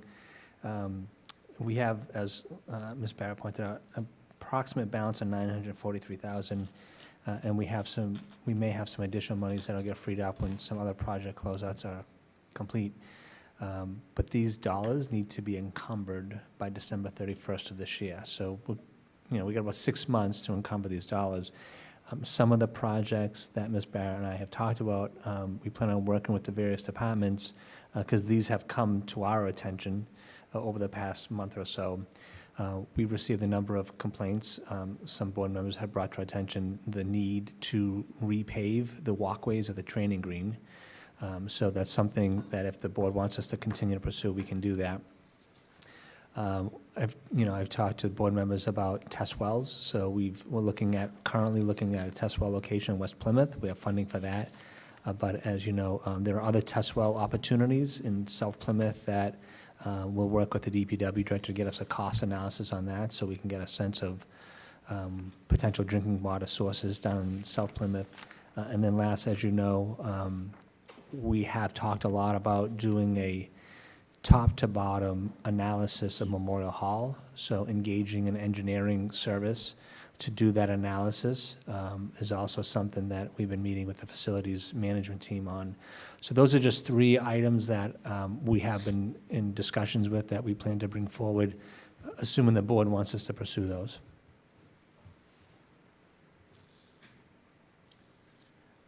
Any other questions or comments from the board? Mr. Canty? I think for some guidance, I think pursuing those things with either the money we're available here or in preparation of there potentially being other money that becomes available couldn't hurt. Those are all things that we need to get done anyways, so we're not spending money just to spend it. That's right. We're spending money to address an existing issue or get out ahead of an anticipated expense that otherwise would have to be borne by taxpayers. Right. So. Through free cash or something. Right, exactly. Yep. So I think pursuing one or all of those would be very beneficial. Sure, thank you. If I may. Mr. Chairman? Mr. Mahoney? No, just very briefly, I just want to reinforce what Mr. Canty just said. He's completely on. We have to look at everything that the town manager just mentioned. Thank you. I just want to bring something to the board's attention. I was going to bring it under new business, but since we're on ARPA money, I think I'll bring it up now and get the consensus of the board. Today, during negotiations with the school teachers, one of their things that they had, and I thought this was pretty different, one of their requests were to have $25,000, not basically for them, but for cooling units in one of the schools. And I said, well, and I listened and we talked, and I know I ain't supposed to say too much about this, so I'm gonna make a long story real short. There's 3 schools in Plymouth that do not have cooling stations or air conditioners. Hedge School, Cold Spring School, and Nathaniel Morton. So I asked the superintendent and staff when we were there what it would take to put a cooling, because then now if the school department funded one project, which they were trying to do, that would leave the other 2. How do you pick one school? So long story short, I said, this is the town of Plymouth. This is a large community, and we should have a cooling station in every school. This is ridiculous. How much will it cost to do this? And the answer was $150,000. So I would like to request to the board at this time that we approve $150,000 to put cooling stations into the 3 remaining schools, Hedge School, Cold Spring School, and Nathaniel Morton. It's not an absolute fix to every classroom, but when it's 100 and in the 90s, the kids as well as the staff can learn in a good environment. So I'd like to hopefully get a motion to do that, and I'll get your thoughts why we shouldn't do it. Mr. Canty? So just for my knowledge, I know that there's talk about Hedge not being an active school for a terribly long time. So the cooling station, I'm not entirely sure what a cooling. 25,000 for Hedge. For Hedge, and would it be? 25,000 for Cold Spring, and approximately 100 to make, I believe it's a gymnasium at Nathaniel Morton across the street, a cooling station for that school. And is a cooling station redeployable elsewhere? Like if we only got a couple years of use at Hedge, could we? They felt that, yeah, we could use, some of them would be window units, not Sure. all of them naturally. Sure. But some of it will be, and I told them I'm sure we could find a spot. Okay. Whether it be senior centers, remember the issue we Yeah. had years ago, you Right. can't put the air conditioner? Right. So you can, and I think it's not a bunch of air conditioners, like I say. I know the one across the street, it's either the gymnasium or the cafeteria to be a cooling station. Okay, And it went as far as to say who would be working with them, and I offered Mr. Brandisi. okay. And I'm just, at this day and age, I mean, really? No, I understand your concerns. I just, given the potential. Oh, I short-term- understand, right. yes. And to get on that subject a little bit, but I'm saving that one for new business. I got a list like this, Okay. I'm sorry. But I didn't know this, but one of the sites that they've been looking at is Cold Spring Right. School, is taking that school down completely and going up, so if the school department decides that, that's their project. But I personally, from being in that part of town, would love that, because I think we need to keep our elementary school in our part of the town. You know what I mean? It's just like every other part of the town. West Elementary, South Elementary, Indian Brook, and come on, Everett, name them off. So I learned a lot today, but we're going to hear about another school site later under new business, but we'll save that one. So my hope is to have us okay the 150 to help the kids in the schools and administration in the school department teach the kids and have a break if it's hot, and they're really worried about it, so. And that would be 150 of ARPA funds you're envisioning? Yes. So I would make, with knowledge that this would have been something unanticipated within 48 hours of the meeting, I would make a motion that we approve $150,000 in ARPA funds for the purposes of cooling stations at those 3 delineated schools. Second. Motion by Mr. Canty, second by Mr. Golden. Discussion? Mr. Mahoney? Yes. Mr. Canty? Yes. Mr. Blitzer? Abstain. Mr. Golden? Yes. And myself, yes. 4 and yes, 1 abstain. Thank you.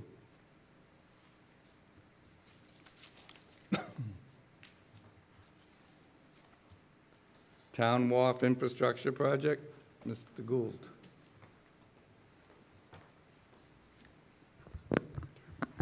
Good evening. For the record, David Gould, Director of Energy and Environment.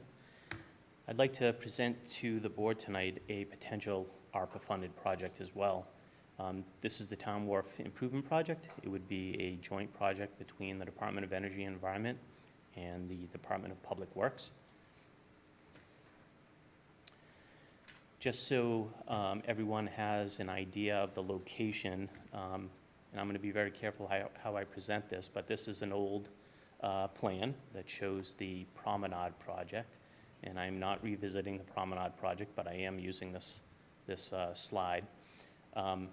The area that's in color there are the different locations for the Promenade project.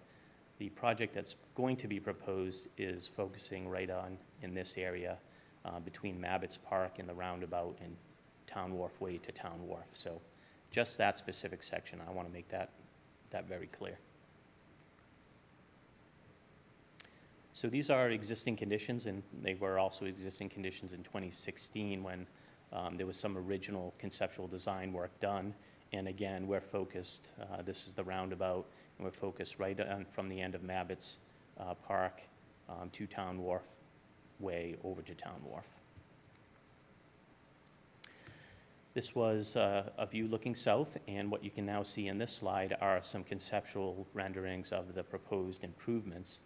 And what you'll see is, in this location, anyone who's walked this knows the sidewalk is extremely narrow in this location.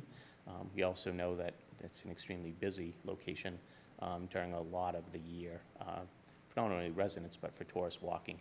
That sidewalk is extremely narrow, and so you're seeing an extended boardwalk going from Mabbott's over to an overlook area, and then a pile-supported boardwalk continuing on, and then a new revetment and seawall from that location along Town Wharf Way to Town Wharf. And I'll show a detail and show a little bit greater detail on that in a moment. This slide shows that elevated boardwalk in that overlook area a little bit better. You can see essentially what's happened is the crowded sidewalk on this end and the crowded sidewalk here have been widened by the presence of the boardwalk, and then revetment from mean high water up above. There's been a seawall proposed here right at mean high water, and what that essentially does is that allows for increased land, so that can be turned into walkways, landscaping, seating benches, for a very busy location. Obviously, there's also some trees in that. Anyone who's been to that area knows that's an area that cries out for some shade and cover. So that would be something very, very valuable in that location. There would be a reconfiguration of the parking. We haven't gone into any sort of final design by any means, but I think everyone knows there's a lot of need for parking down there. There's also a need for bus drop-off, for schools and children going to whale watching. And there'd also be some improvements to this gangway that has been previously designed and permitted that would be incorporated into the plan. And so that would be a new, currently there's a pile-supported gangway here that needs to be replaced. We would do an ADA compliant gangway down to these floats. So if anyone needed to use those, that would be an ADA compliant float. That also is another option for Harbor Master dropping anyone off for EMS services to be able to bring them up to land via an ADA compliant gangway. This is that detail that I had mentioned previously. So as you all know, there is a revetment out in this location. What we would do is we would build a concrete seawall right at mean high water. It's from Mabbott's to Town Wharf. It's not the Promenade project again. It would be a project that would be done in coordination between Energy and Environment, DPW. We would address those existing coastal structures that need work. We would do roadway and utility improvements. We'd also do some significant pedestrian improvements in the landscaping that was illustrated. So again, the scope and fee in your packet included some pricing that has been updated. We are also going to get additional pricing. The reason I use this number of 780 is that is sort of the worst case figure. But to break that down a little bit more, and there's even more detail in your packets, the urban design and engineering for the roadways, utilities, and permitting is just under $500,000. The coastal engineering and permitting is about $285,000 for that $780,000 total. I also want to mention that this project builds upon a lot of work that the town has done over the last few years in and around the harbor. So we've done work to improve the sidewalks as part of the bulkhead project. We've also done additional walkways in front of the maritime facility. We're going to be doing some improvements this fall in association with the recent boat ramp project. So we really put a lot of effort into improving the pedestrian walkways around the harbor and especially Town Wharf, which can be an extremely busy location, as you all know. With that, I will open up for any questions. Mr. Golden, any other questions? Thank you, Mr. Chairman. David, thank you for being here. Could you go back a couple of slides to the overhead picture? Keep on going. Yeah, that one. Yep. So the area where right now, near the, not the traffic circle, but the pedestrian circle, underneath that, here? yeah, exactly. Where there's currently, I guess, seaweed growth. It looks a lot nicer in this picture. Are you folks doing anything to encourage it to look like this? So one of the requirements for doing the additional piles along the boardwalk here and here, within this wetland resource area might be some mitigation. Okay. So to your point, if we were to go through the permitting process, there might be requirements to do some enhancements of that area. So there might be additional wetland plantings, might be some wetland mitigation work. So yes, there could potentially be improvements to that area. Excellent. And with an additional foot traffic, I guess, over that area, what's the consideration for trash management in that area?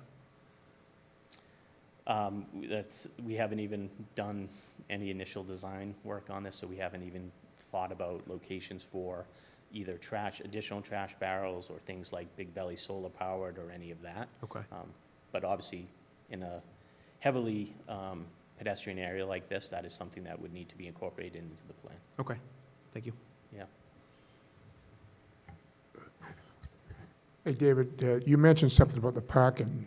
Is that going to increase parking down there, or stay the same? So we're not envisioning any thought you loss mentioned of it. parking or an increase. So you can see the parking that's right here essentially stays as is. Okay. But what it does allow is there's a small, currently from the end of the parking to that steel guardrail that's there is about 5 to 7 feet, depending upon where you are, for everyone to walk through. And if you also notice, there's the parking meter stands and other things there.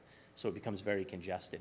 What it does allow for is the parking to remain the same, but for much more room for pedestrians to walk down in this busy area. So I don't see a loss, but nor do I see a gain. Okay, good. And the last thing, and this is probably a sore question, but something I'd love to see happen before I die. Do you think the promenade will ever come back? You think we could ever do that? So I would envision that this project, if it could be funded with, the engineering permitting could be done with ARPA. I think that shows the town's commitment to this, and I think there are other pots of money that then the town could secure to build the project out. Because wouldn't it And be I nice think to that would- incorporate? I think that would set a good example for what could be done for the rest. So if we as a community could do this successfully and offset a lot of the costs, then I think we set a nice template for doing perhaps the rest if the community is interested in it. In terms of priorities, I think this is the priority for that area that needs the most work. Right, no, it does. And if we can, set a good start to a future promenade project here, I think we make good headway. Yeah, and I think it will move everybody down and down towards the downtown. I think it'll be a win for the whole district. And to your point, I mean, eventually there'll have to be some seawall work in that area anyway. We got to do it anyway, yeah. Which will open up opportunities for And you know what's pedestrian going to improvements. happen when they'll say you should have done it when you did the sewer and, but you know what I mean? That's what's going to happen. But, if they voted on the 16 million, we would have done it. So, but that's something, that's in the history books, areas up there, so. All right. Well, thank you, David. Yeah. You're welcome. Keep up the good work. Thank you. Mr. Canty. So can you go to the dollar figure slide with the 780, David? Your inner advisory and finance coming out. Oh. Oh, we might have gone back too far. Sorry about that.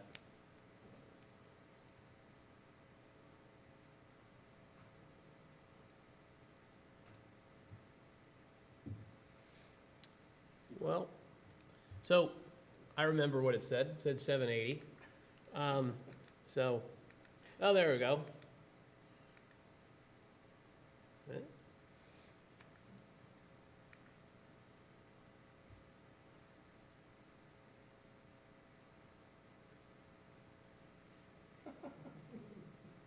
Interesting. Well, I like the, right, I like the PowerPoint effects. So the 780, our packet lists a total of 810, 800. But that includes expenses of electrical sub, pavement cores, miscellaneous expenses.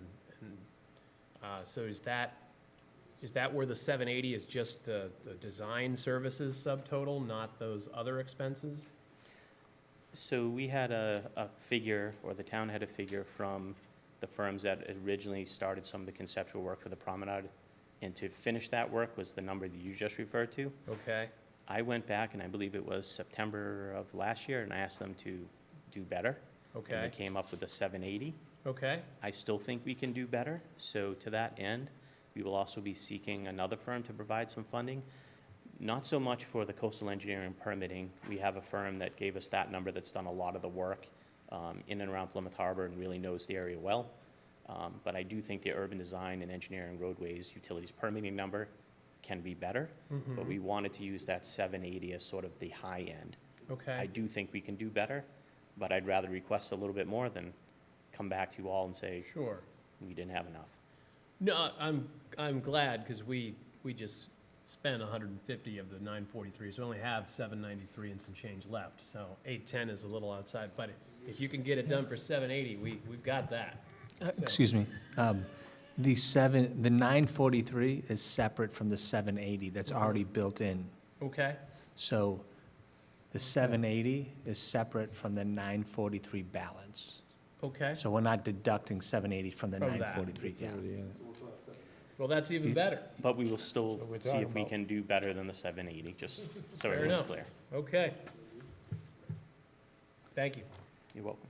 Mr. Mahoney, any questions or comments?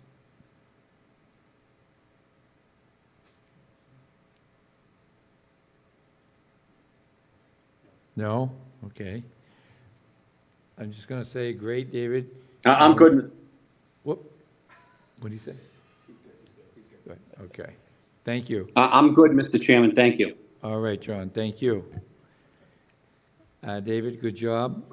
Come back in a bit and give us an update where you're at and what's going on. I appreciate that. Absolutely. And if you can anywhere, use solar lighting. Greatly appreciated. I think we need to keep remembering that. I know Park Plymouth did it in their lots up there, Yes. you know, so, we always talk about being green. Let's, if we can, I'd like to see that. Mr. Golden? Are we looking for a motion to approve the 780? That's correct. So moved. Motion by Mr. Golden, second by Mr. Blitzer. Discussion. Mr. Mahoney? Yes, Mr. Canty? Yes. Mr. Blitzer? Yes. Mr. Golden? Yes. And myself, yes, unanimous. Thank you. Thank you.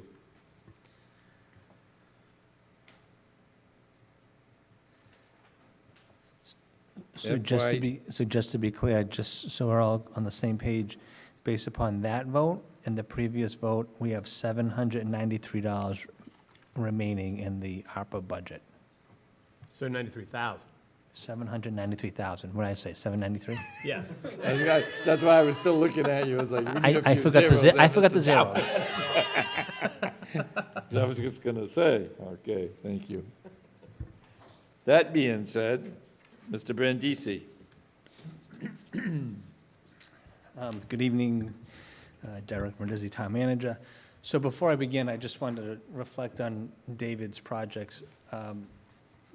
David does, I mean, I don't need to say this, but he does amazing work in this town. Between this project he just presented, as you all know, he's working with Mike Cahill, our climate resiliency planning officer, on looking at Court Street and upgrading the infrastructure on Court Street. As you know, we're investing $15 million in the Jenny Grist Mill project. So these projects, I think, will continue to go a long way to improving not only the infrastructure, but the tourism industry here in town. So I thank David for all he's done for this community. And so I know I'm a little late. So typically, at least last year, I think we did this in early June. But this is the FY24 year in review. So just to go back a little bit, every August, at least since I've been here, the Select Board has held a workshop to develop their goals and priorities. That begins with conversations with the department heads and myself and the Assistant Town Manager. We collate those goals, we bring them before the Select Board for discussion and deliberation. You modify those goals, whether you amend them, add to them, or maybe delete them in some instances. And so at the end of that workshop, we have a collective understanding of what the town departments will work on over the course of that fiscal year. And so this is the review of how well we did or didn't do. I have to say that I had to put this presentation together. Last year, I asked Anthony Sinesi to put this presentation together on my behalf. I did myself an injustice by asking him to put this presentation together. The reason I say that is because I asked all the departments to send me their updates based upon these goals, and reviewing the body of the work that they had sent me, I will not do it justice this evening with this presentation, with the achievements and accomplishments the departments from frontline level staff all the way up to our administrators were able to achieve this year. Quite frankly, I think it was more than last year, and I'm worried about next year because we set the bar so high.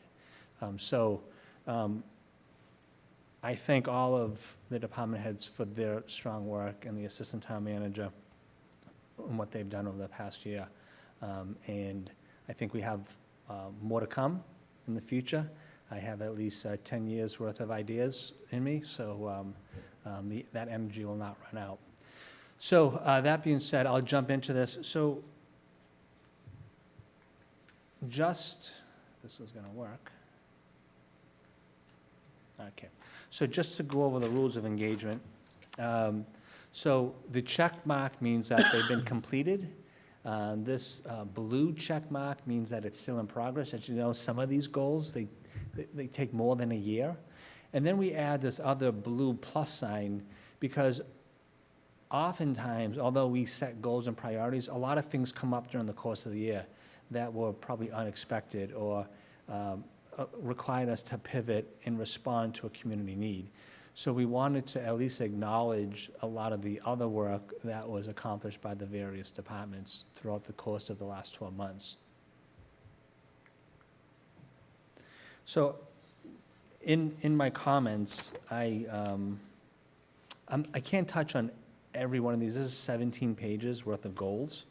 And I'd be here for at least 2 hours going through each and every one of them. So I'm just going to touch upon a few of them, just so everyone has an understanding of what we were able to accomplish.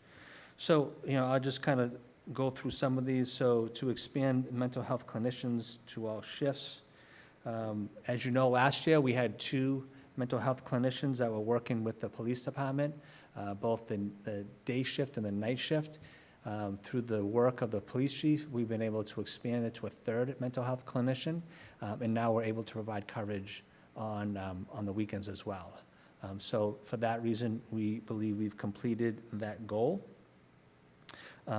The body-worn cameras, so again, this has been a long-term goal for the chief. We have recently completed collective bargaining, and in those negotiations, we agreed to implement a body-worn camera program. The only thing that's remaining is to identify which type of body-worn cameras the chief will choose, and then at some point in the very near future, we plan to come back to the select board and seek a ARPA appropriation to fund at least year 1 of those cameras. And then to the crime analysis unit, this one means a lot to me. This is something the chief and I talked a lot about last year. To use data to inform our decision-making, to use statistics to maybe redeploy our resources. And so, as you know, in April town meeting, we went and sought a new position, a crime analyst, which we plan to hire in the next few months. The chiefs and his command staff are already looking at various software products that they can take the existing data they create, that they develop, and use that to analyze, say, trends in the community or various patterns for a redeployment strategy. So that one's still a work in progress, but we certainly think that'll be complete sometime soon. Moving on to the next slide, unless there are any questions on that slide. So the nuisance bylaw is an interesting one as well. This one is a proposed bylaw was brought to town meeting in October of '23. It was defeated. That's an understatement. And according to Selectman Canty's legislative agenda, it's going to be revived. I know Selectman Canty has been working directly with Town Council and Inspectional Services to look at some of the issues that caused its defeat and hopefully bring that back in the fall of '24. Additionally, I'd like to mention the Arise program. So we mentioned a little bit about this the past month. So we created this new Health and Human Services Department, which I'm really proud of. Part of that that new department, they were challenged early on to distribute the pharmaceutical dollars that we have received. We will receive approximately $2.5 million over 15 years. The first tranche of money came in this past year, about $250,000. This program was developed by Health and Human Services called Arise, and because of that, the department distributed 5 $50,000 grants to 5 local organizations that will be able to use that money to help mitigate fatal and non-fatal overdoses here in our community. And then I want to mention on this, although it wasn't a goal of last year because it was already in place, we just completed the 911 transition to the County Sheriff's Department. We hit its 1-year anniversary, and because of that, the chief has told me that this hard work of all the departments involved have drastically improved our methodologies for call processing times in the 911 dispatch center to address the long call processing times in the past. We have closed the gap to meet the national standard, and more importantly, we are getting to the people who need us faster and more efficiently. So again, a lot of thanks to both chiefs for being able to push this initiative forward, and we know that because of this, we are saving lives. And then the last one on this slide I'll bring up is the Seaside Trail. So this has been recently completed, again, under David Gould's direction. It's been the once area where there was gravel is now asphalted. It's ADA compliant. If you've walked it, and I walked it recently myself, there are sitting benches, there are water stations for both individuals and their animals, and this has become probably one of the most popular trails we have here in town.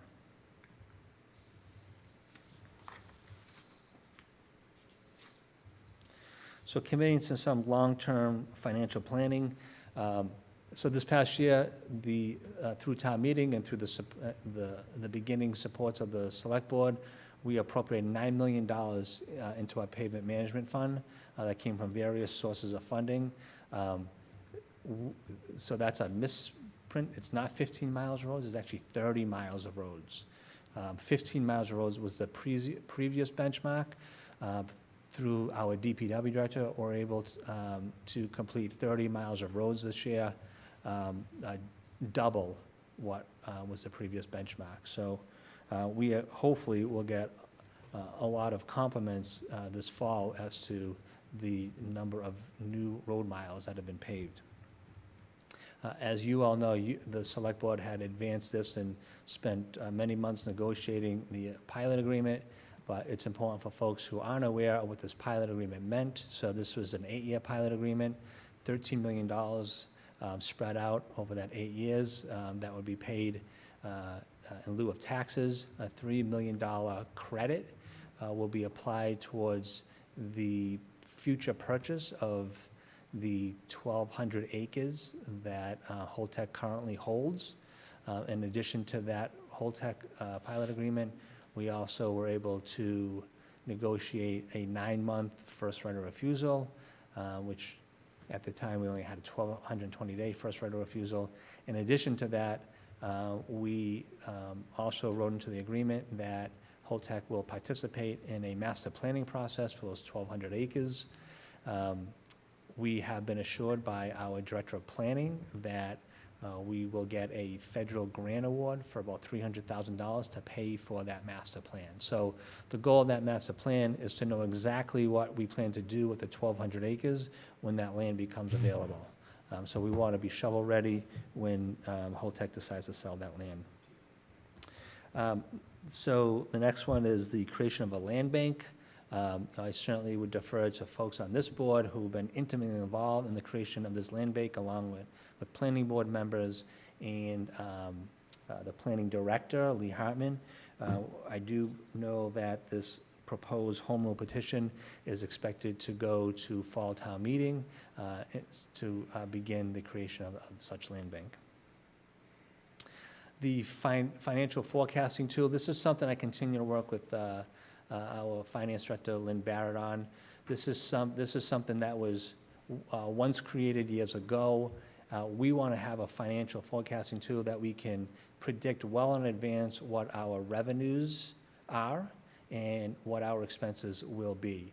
And if we can predict that years in advance, we'll have a better sense of how we plan to balance those budgets.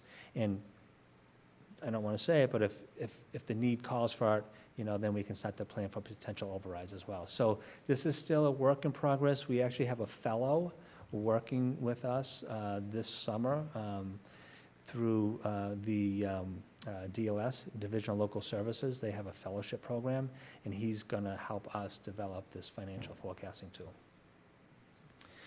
And then facilities management team. So this past year, we hired a new facilities manager, Carl Anderson. He began in December. As you can imagine, he has a lot of work to do. At some point, we'll be meeting with this team to evaluate some of our long-term goals in facility management. Right now, we've been mostly engaged in the conversation around Memorial Hall because it's been neglected for decades. And so, like our fire stations that are well on their way, we don't want to wait any longer for Memorial Hall. So again, actively engaged in those conversations with our new director and the needs of some of our buildings right away. And then I'll end on this slide that the conversation around market rate lease and license agreements continues. So this past year, through the board, we negotiated land agreements that were doubled. The percentage increase doubled, went from 8% of a land lease agreement to 16 or 17% in some cases. We most recently have negotiated agreements regarding the Loftsman winch, we've increased that to 10% escalators. We've negotiated agreements with the booths on the wharf, which all have 10% escalators. In the past, those are only 3% escalators. So we're doing everything that we can when these licenses and lease agreements expire to look at the current market and trying to bring those to the current standards.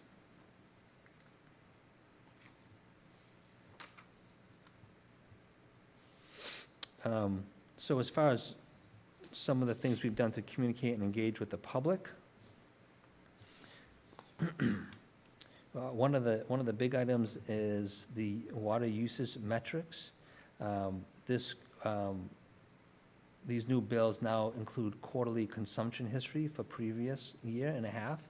This is really important because oftentimes we get complaints about folks' water bills. Maybe they're not receiving them. Maybe they're thinking that their bills are too high.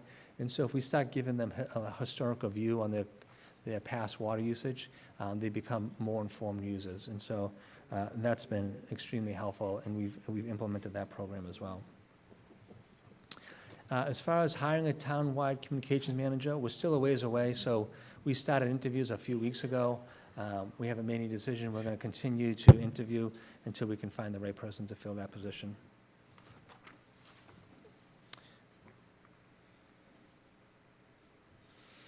So I'll just touch a little bit on the e-permitting system and the business improvement. So as you know, we have this new OpenGov system started about a year and a half ago.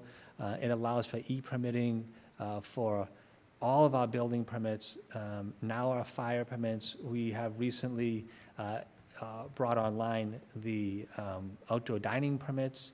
Licensing is coming next, and the health permits are also coming next. So that will be, we expect that to be completely built up by the end of this year. At some point, we'd like to get engineering on board as well.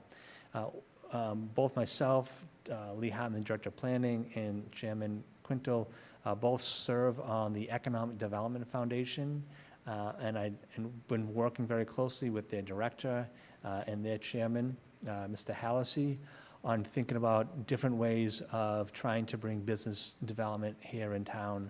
We recently had a meeting this morning to discuss some possible opportunities that are coming before us, looking at other ways to promote the aesthetics downtown, like, for example, a facade improvement program, continue to work on the project in South Plymouth to sell that property and bring $2 million back to the town coffers for infrastructure improvement.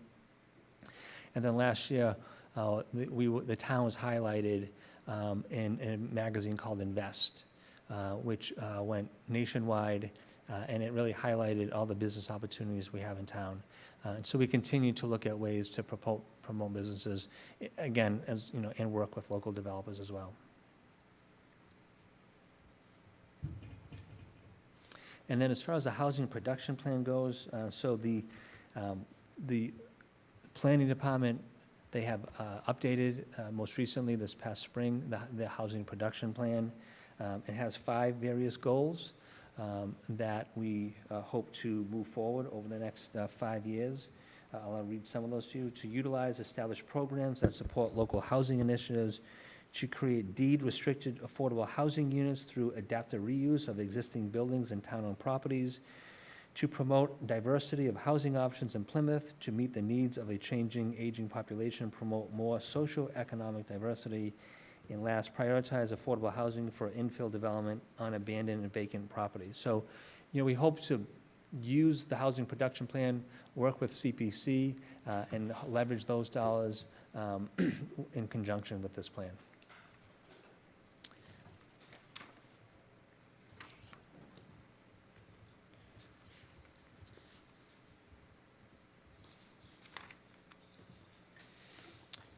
Improve town infrastructure. Let's see, where are we here? I'm losing track of these.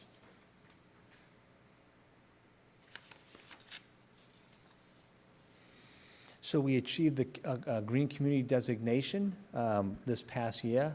So that was something, honestly, I was surprised the town took so long to achieve this Green Community designation, but finally we're here, and now we have access to those various MVP grants. The Route 80 cemetery land is under design. So this is something that is extremely important to, I know, many of the board members. We want to get this design phase completed as soon as possible so that we can go to town meeting, seek an appropriation to start the first phase of construction so that we can start to open up plots.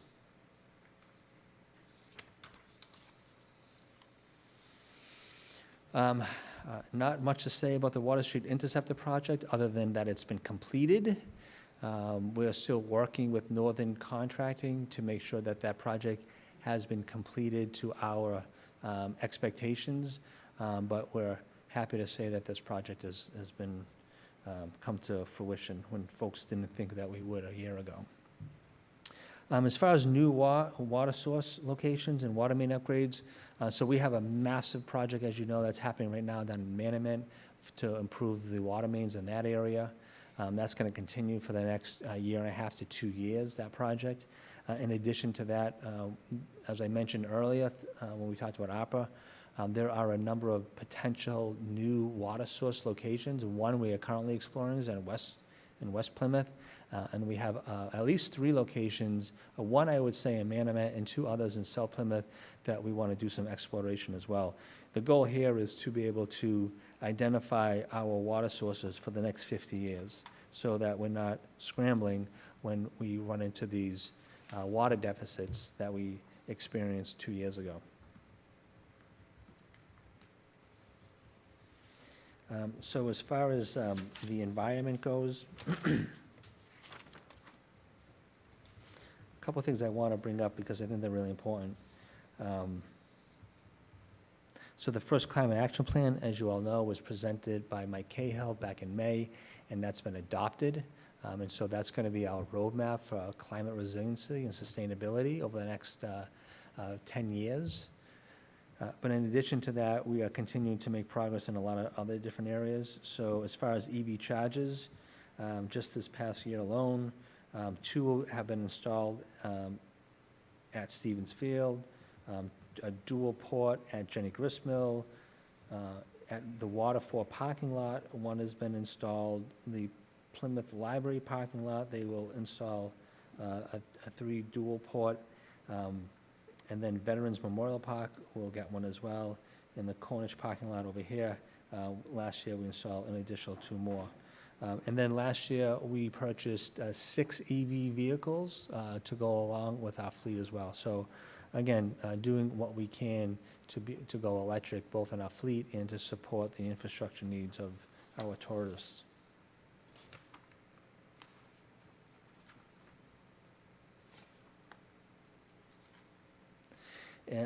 So I want to talk a little about succession planning. I know that this was a big goal for the board. So we've been doing a lot on that front. A couple of things with this. First and foremost, we now have a new Deputy Director of Planning. That position was newly created this past year. Lauren Lynn came on board a couple months ago and has jumped right in and is doing extremely well. We're excited to have her on board. You know, we know that Mr. Hartman's not going to be around forever, and at some point he's going to want to retire. And we have our Deputy Director who will be able to slide nicely into that position. In addition to succession planning, this past year we have a new position that was created over at the Police Department, a Deputy Police Chief has been created over at the Police Department. So we'll have Chief, Deputy Chief, and 2 captains. That will be the command staff over at the Police Department moving forward. We will be going through the civil service process over the course of the summer to identify who the Deputy Chief will be. In addition to that, as you all know, we no longer outsource our counsel. We have in-house counsel. Attorney Kate McKay will now be working as of July 1st on the 4th floor as a town official. So that has already been extremely successful in some of our planning needs regarding the legal aspect of our work. So we'll continue to make improvements in those areas where we feel it's appropriate, but we want to ensure that we have the next generation of town employees to succeed us when we're all gone.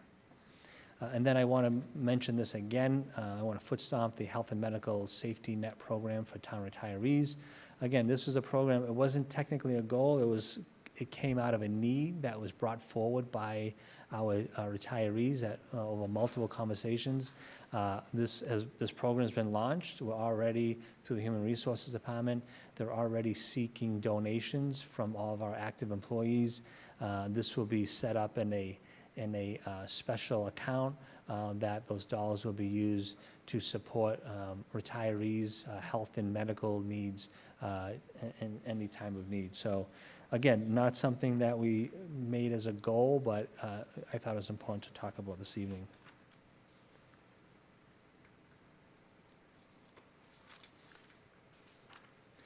And then to wrap up my comments, well, actually I got 2 more slides. The improved election operations. So this comes to the town clerk's office. So a number of things they have improved upon this past year. Equipment purchase to address vote by mail envelopes efficiently.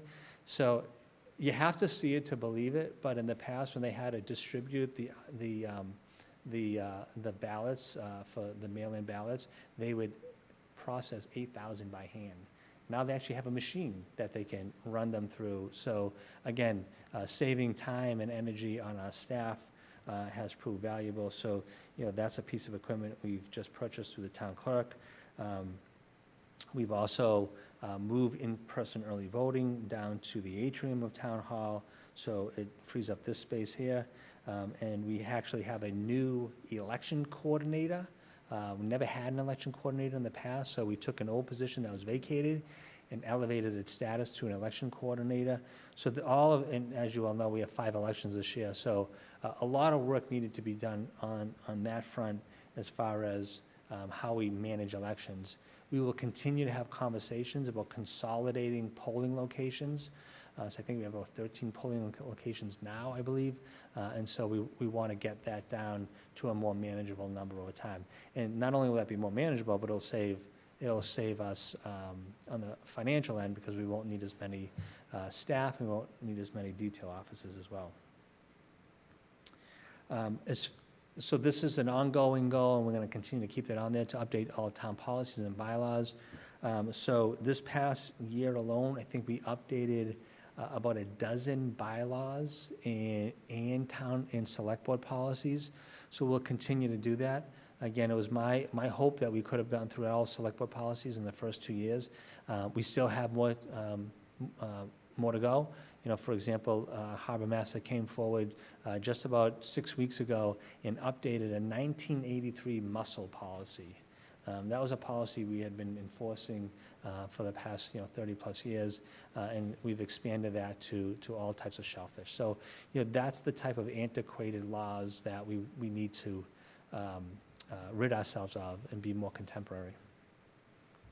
And then I just mentioned, just because it was a hot topic this past year, compliance with the MBTA Communities Law.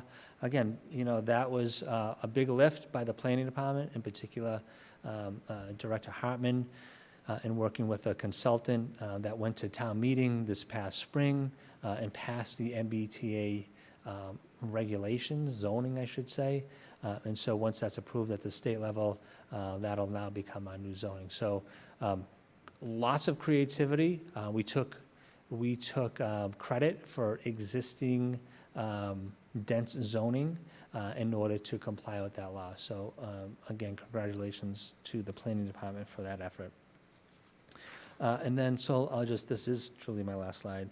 I can say that Mr. Canty and I have had one meeting with the school department to talk about a lot of different opportunities to work together. Consolidation was one of those conversations. So, whether that's consolidation of facilities management, consolidation of IT, consolidation of benefits, we'll continue, I hope, through the course of this year and future years to try to find areas of opportunity to align like types of services with the school department.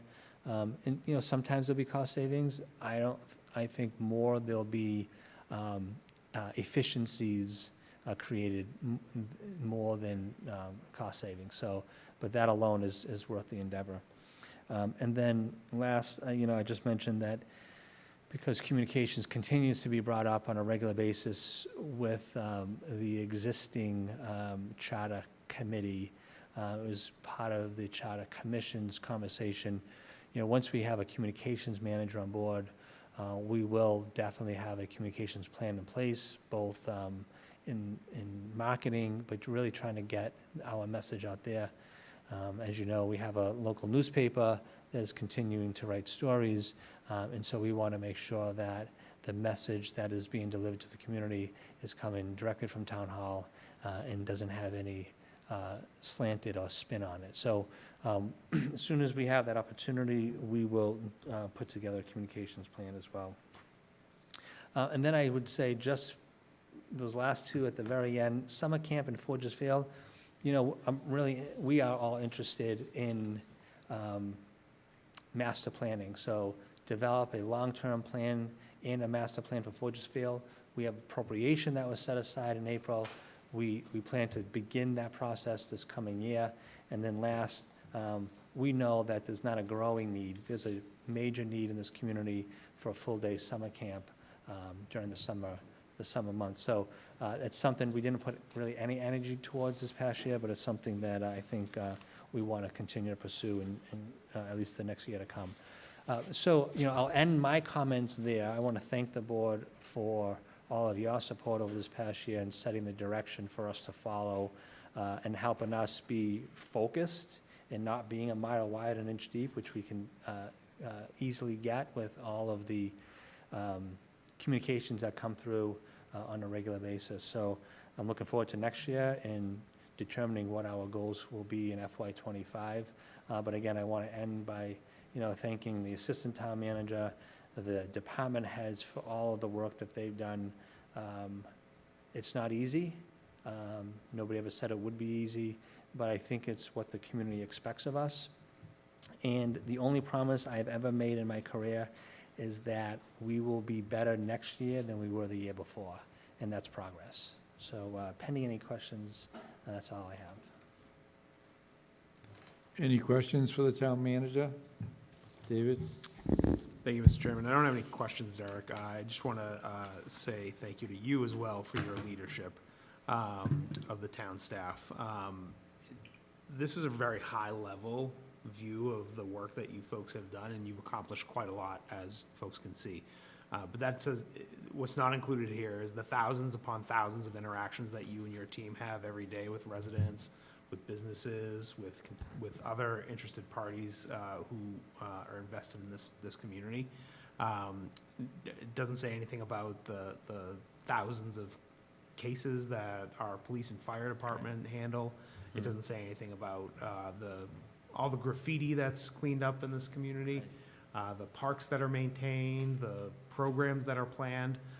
So although this speaks volumes about you and your team, I want folks at home to know that there's so much more that goes into operating this community. So thank you to you, all of you, and to you specifically for your leadership.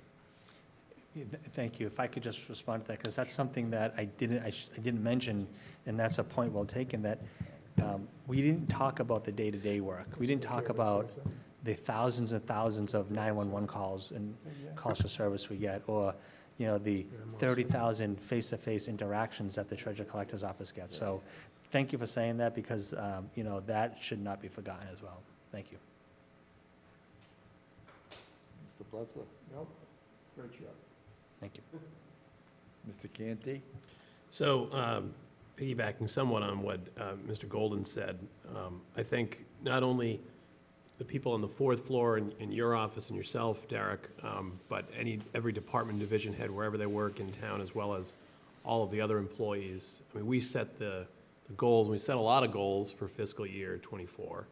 I remember there was a long list, and you guys got a lot done, and we set the goals, we came up with some of the ideas, set the direction, but it's those people, whether they're, a first-year employee or they've been here at the town for decades, that really got the work done. So those are the people that really deserve the thanks for executing on all those initiatives.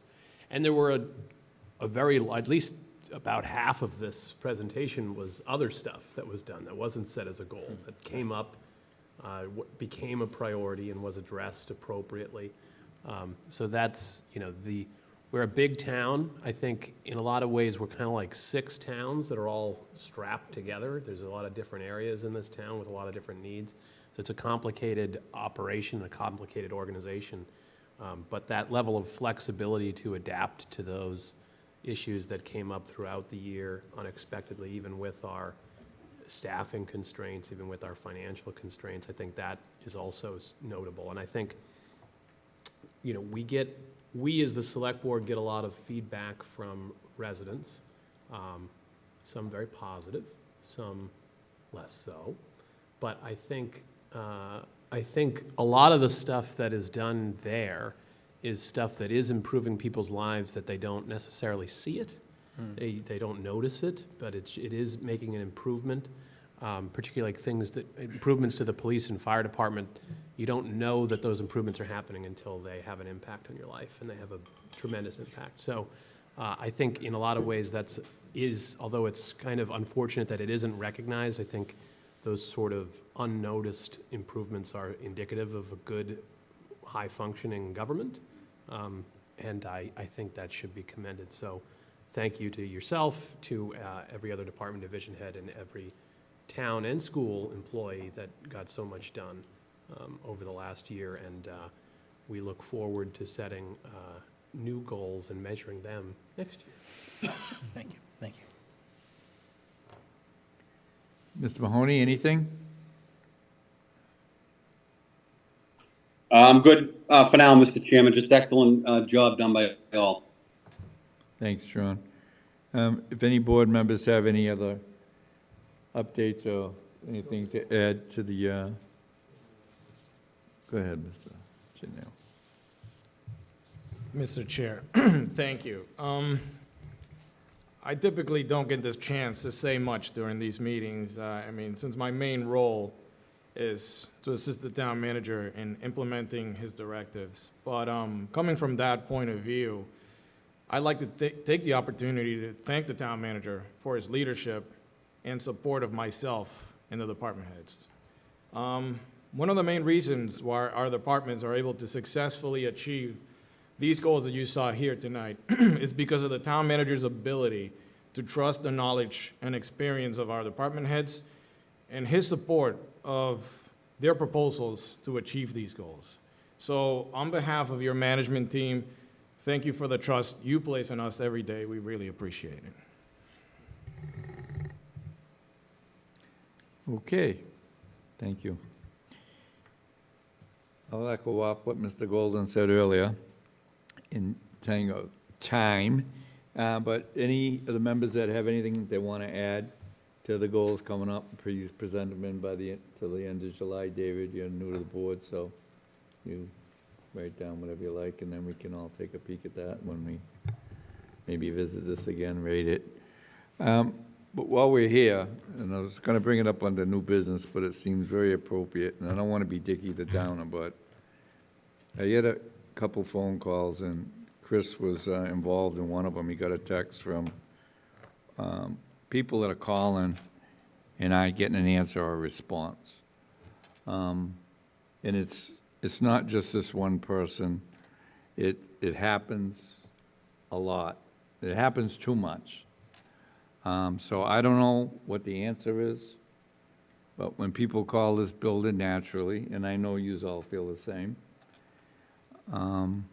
they need somebody to answer the phone or at least call them back. And, you get a few people and you weed through it and you see through it, but I just think it's happening way too much from what I'm hearing from people. So I don't know what the answer is to that. I know even at my own work a couple of years ago, we thought, well, when things were bad, 89, 90, well, we're going to let the machine do everything. We're going to eliminate that position, and it didn't work well. So I think when people call here, this is their house. They want someone to answer the phones. And a lot of it, it's angry sometimes. They get a bill or they get a ticket that has nothing to do with us, but with their government. So I don't know what the answer to that is, but I would really like to push that on the list as to, I don't know if the answer is, I started ranting and raving when I get mad at work because people are calling me and saying, it's like, well, shut the machines off during the day when they're here. That's one way they're going to answer the phone. Back in the old days, on Lincoln Street, we had somebody that used to just do that all day. Of course, the town's way too big for that right now, but I don't know if you can talk to the staff or what your thoughts are on that. It's not to pick on anybody. Right. But it's very important. So I know everybody says email. Chris talked to somebody, I'm not going to say her name, but I did call her right away, and I felt bad, and I listened to her, and that was a very sincere person just trying to call, and it couldn't get an answer. And she was fine when I spoke with her. She was glad that I called her back. I try to call everybody that I can. There's still one lady from the Ponds that will say for new business that I apologized for 2 days in a row. That's how I was running today, and I mean that sincerely. But to get, if it goes to the voice thing or whatever it goes to, I get that. But from that point to not calling someone back, that's the part where there's the problem. Right. So I don't know if, what you can maybe talk to staff, come back. I don't put you on the spot. I'm not trying to. Yeah, I think it's something we need to explore. I have heard complaints in my 2 years here that, I haven't heard complaints that they don't get return phone calls. The complaints I get is that it takes a day or two to get a return phone call, and that the messages are going to voicemail, and, I talked to those divisions specifically, and some would say just the volume is not there, and so it's difficult to work with people in the window and answer the phone, so they just let it go to voicemail. So, but I do agree. I think it's a problem. We cannot deny that it's not a problem. So I think we need to go back and figure out what mitigating measures we can put in place. Probably not capture every one of those calls, but if we could if we could capture most of them, I think that's a step in the right direction. Okay, and I just bring it up at this point because we just had a nice presentation. You've accomplished a lot with staff, and I think you can accomplish, what we need to see where the problem is, you do, and straighten it out, or if you need something else, you need to come back to us and ask. I mean, I don't know what the answer is, else I would gladly share it with you all, but we want to keep the citizens happy as we can. We know we can't please them all. Right. Yeah, we agree. Okay, so, all right, good job. Public comment? Please identify yourself for the record and make sure the green light's on. Thank you. Anyone online, Chris? Steve Lyden, Precinct 17.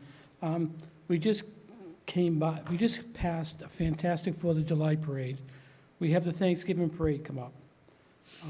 I know the town has a stipend for the 4th of July and also the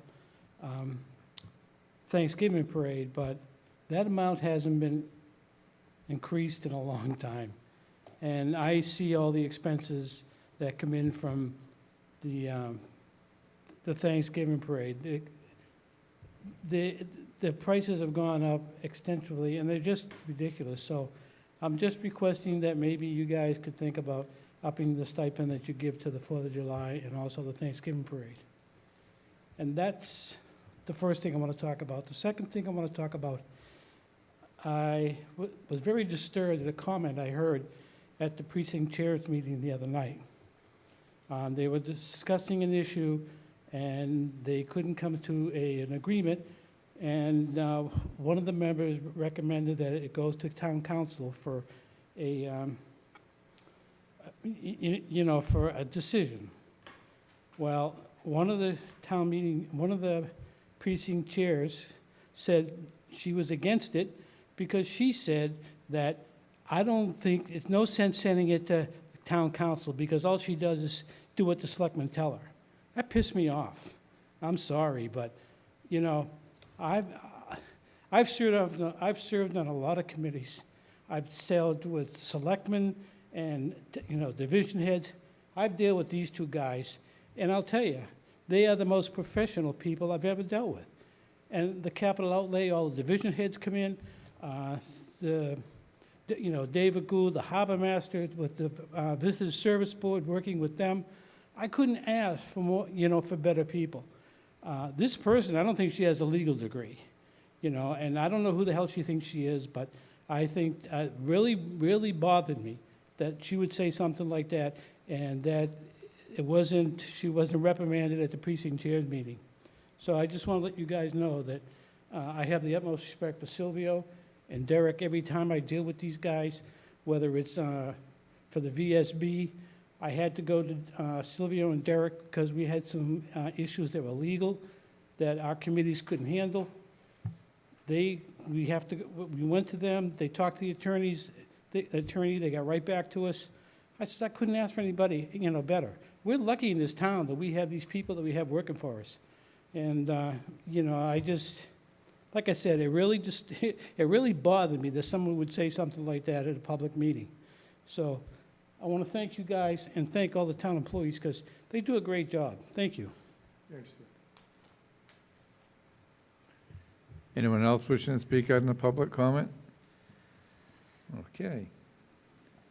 Select town manager's report, I'm sorry. Sure, so I'll make my comments brief. So just to report that the town clerk sought an $80,000 reimbursement request for early voting, and the state awarded us $80,000 to reimburse the town for all the work we did on early voting. So that was unexpected, so that's, again, congratulations to Kelly McElrath for doing that on behalf of the town.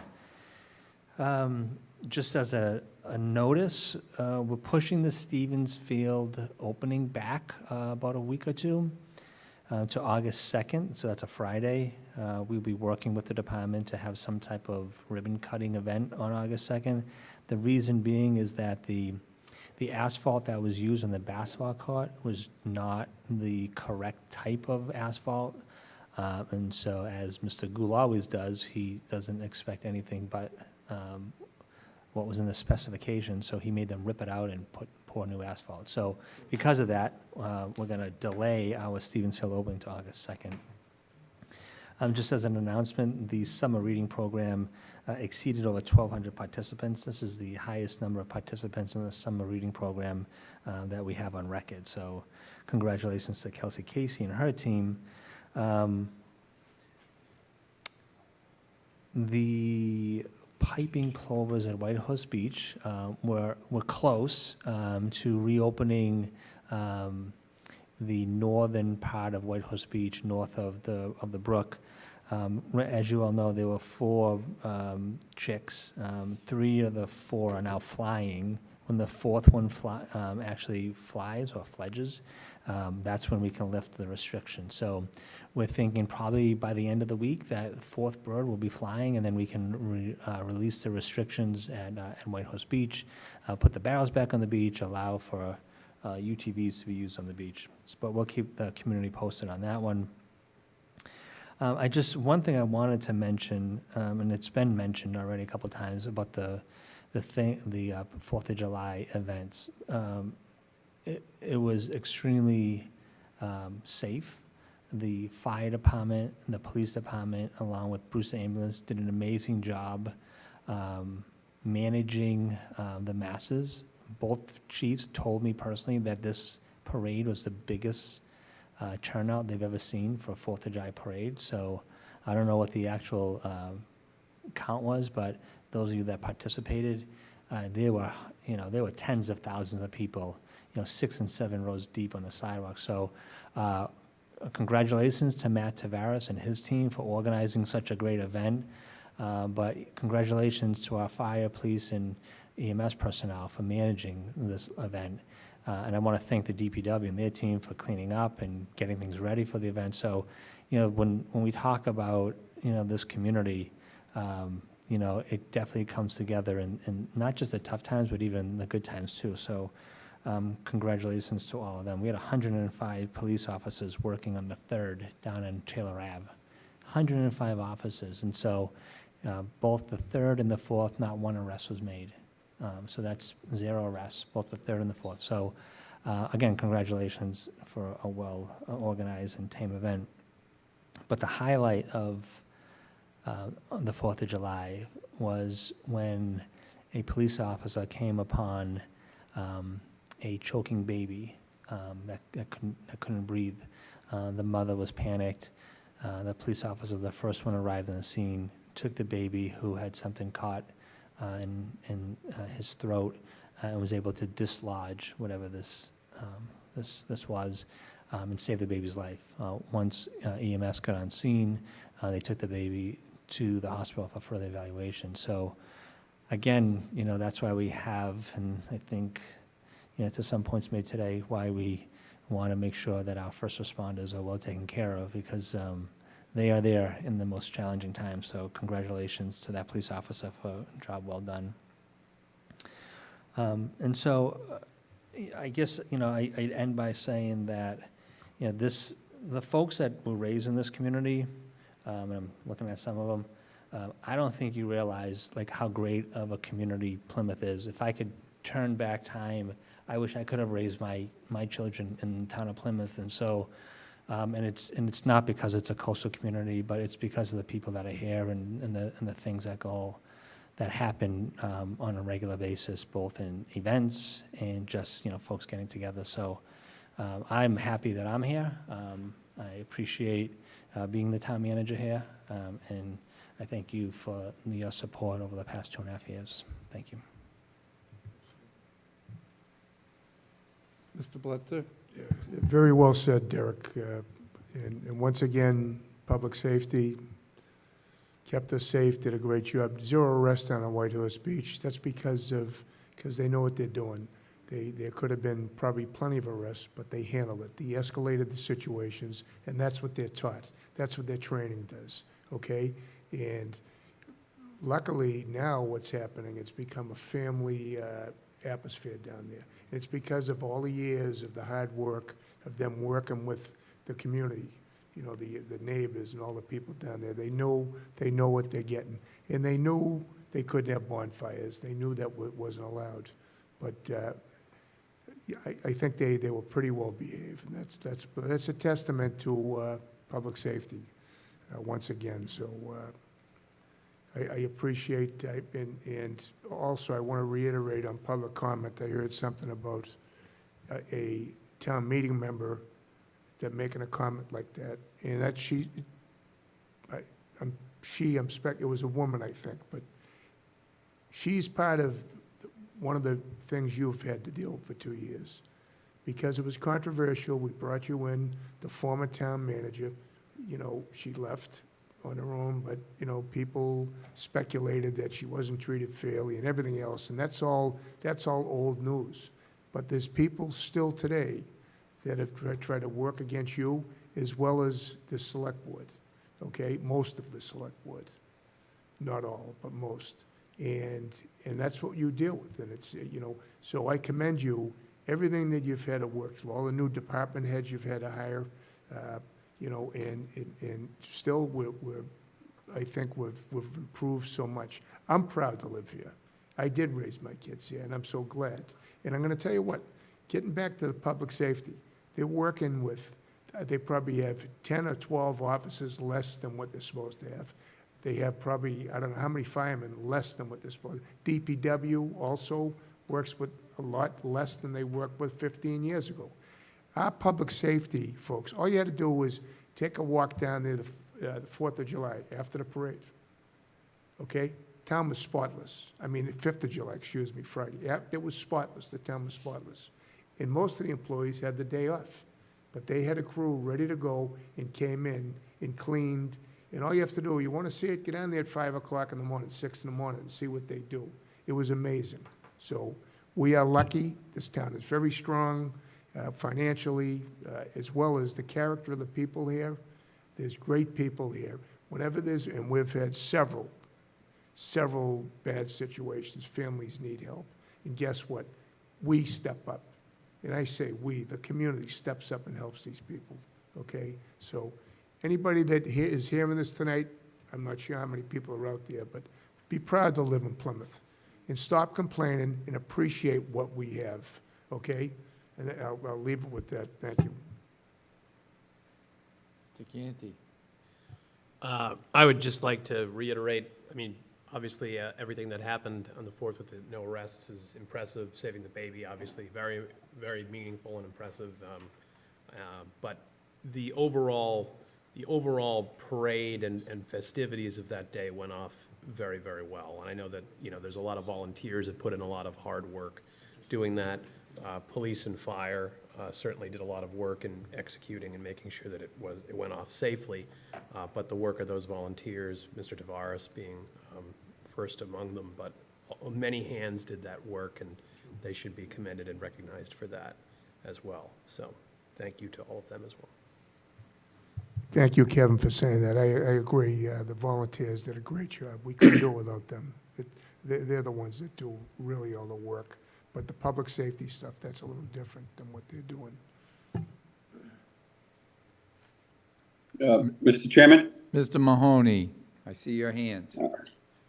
Thank you. Just a quick comment. Prior to the, I know Mr. Brindisi talked about public safety and what occurred in the 3rd and the 4th, but I don't ever remember a year in the past where there was so many compliments about how great the town looked prior to those festivities of the holiday, and that's a testament to the planning and the execution of our DPW department. Thank you. I agree, John. So good job. I agree with what everybody said. I just have one comment on the police officer that saved the baby. Is any way we can have him come in with the chief and have the chief do something? I don't know what the protocol is, if there's some kind of citation or award. I think it's well in order to show our support and thanks as a community. Yeah, we can organize something with the chief, yes. Okay. Thank you. Here we go. Select board discussion.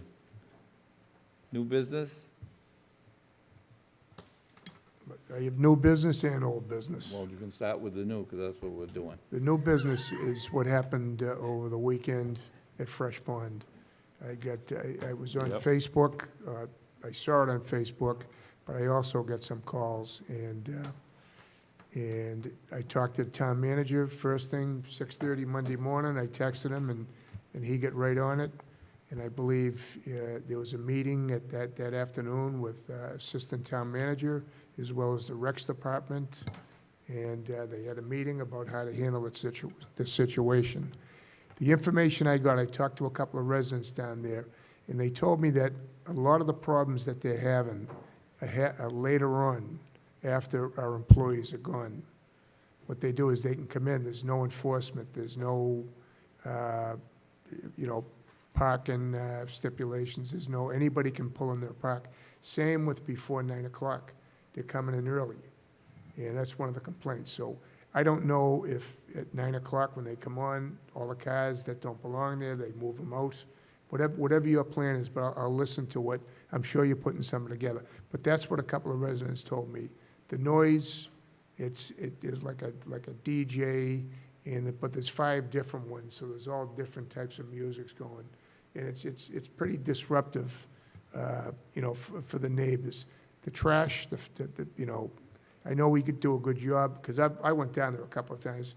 We were down there a couple of years ago and toured it. I went down there with the chief, and we went down there and we looked around, and the place looked clean when we went down there. So it's only certain days that they have these issues, but, I think the rec department needs to work close with the PD. If they see situations, this is just my opinion, they should report it.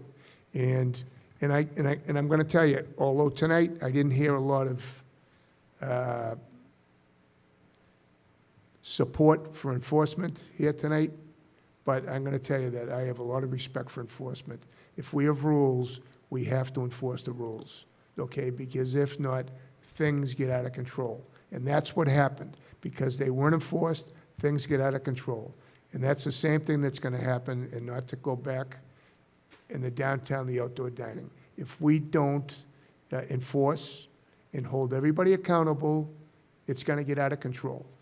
So with that being said, I can't wait to hear what you guys have to say about that. Sure. The other news was we had a meeting, Derek and David Gould attended, and John Mahoney. John was there too, and it was for the full sale to talk to the association. We were invited by the White Horse Beach Association. This was not an open meeting to the public. I want to be very clear about that, because I got questioned by certain Precinct 6 members, and I explained to them that we were invited. We were invited by this association to speak about what we knew about the acquisition and what we're planning to do. So that's what we spoke about. It was a very good meeting. We heard all their concerns, and the concerns they have can be easily remedied. There's really no kids hanging out. Well, they can hang out there now, call the police, things like that. There's nothing serious, that they had no serious issues with that acquisition.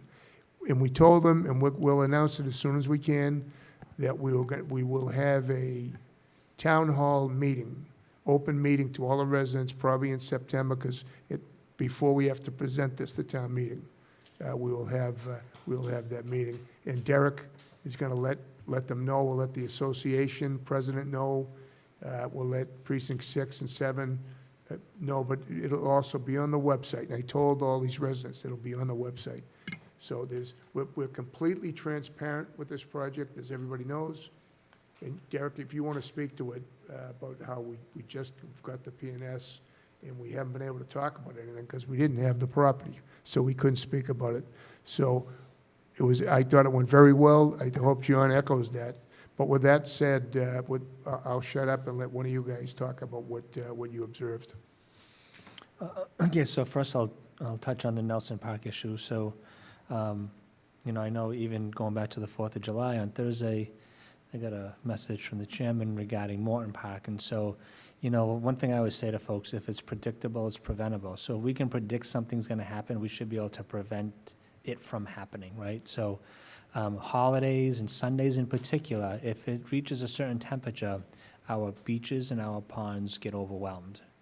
And so we need to do a better job of predicting those occurrences before they actually take place. But that being said, some of the things that, so this isn't new what happened at Fresh Pond. This isn't new what happened at Fresh Pond. So we're going to go, we had a meeting, Mr. Janeo had a meeting yesterday with the Commissioner of Health and Human Services and the rec director. We had a follow-up meeting with the police chief this morning, and there's going to be another meeting the end of this week to implement some of the measures that we talked about today. So first and foremost, the trash. In the past, trash wasn't picked up during the weekend, and something we started last year is paying our staff to come in on the weekends to pick up trash throughout the Saturday and throughout the Sunday. And that worked extremely well last year. Why we went away from that this year, I don't know, but we need to get back to doing that. To answer the question about folks congregating in the area after 5 p.m., well, that's a simple gate to be installed. So we're going to get a cost on what it would on the cost associated of installing a gate at Fresh Pond. And then we'll be able to lock it up at 5 o'clock. We're not going to be able to prevent people from walking in, but we certainly can prevent people from driving in. Another measure that we had implemented last year, and we're going to start it this weekend, is putting barrels along the neighborhood streets that clearly indicate no parking in that area on Saturdays and Sundays. Once we notify those streets that there's no parking, then law enforcement can take appropriate action. Right now, you can park on those roads because they're public ways. So you can't take any action unless they're impeding the roadway and creating a public safety hazard. So those barrels will go out this weekend as well. Again, but think about the residents in that area. They don't want folks parking on their streets. So if we put no parking signs, that means that their visitors cannot park on the street. So this is a balancing act. We had the same conversation years ago at White Horse Beach before we created the parking district. And then last, two other things. So we're going to look at the signage. Some of these signage is old and it's dated. Last year, we created new signage at Morton Park in 3 different languages. We're going to do the same at Fresh Pond. That will depict the rules and rules of engagement at the pond. And then last, as a last measure, working with the police department on those very hot holidays or those very hot Sundays, having a detail officer in place. Having a detail officer in place, if there's anything, it's a deterrent. When folks see an officer, a uniform officer there, they're less apt to behave the way they behave. So those are some of the things that we talked about today. Those are some of the things that we plan on implementing this weekend. But that's a temporary measure. We have to think about what we really want to do in the Fresh Pond area long-term. Do we want to create a Fresh Pond parking district? I don't know if we're there yet, but those are some of the things that we're going to have those conversations in the off-season on.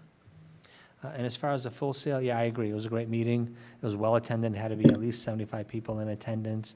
David Gould, Director of Environment and Energy and the Environment, was also there to talk about the project that was in place. And I think overall, folks were extremely satisfied with the conceptual idea. They were certainly happy that 4 individuals took their time on a Saturday to give them the right information. And then I'll work with Mr. Gould on creating a forum in this building so that folks can come in and they can weigh in on the final product. Right now, we're in a draft phase, so I think once we have a public forum for folks to talk about parking, benches, all those things, I think they talked about crosswalks at our meeting. So take all that into consideration for the final design.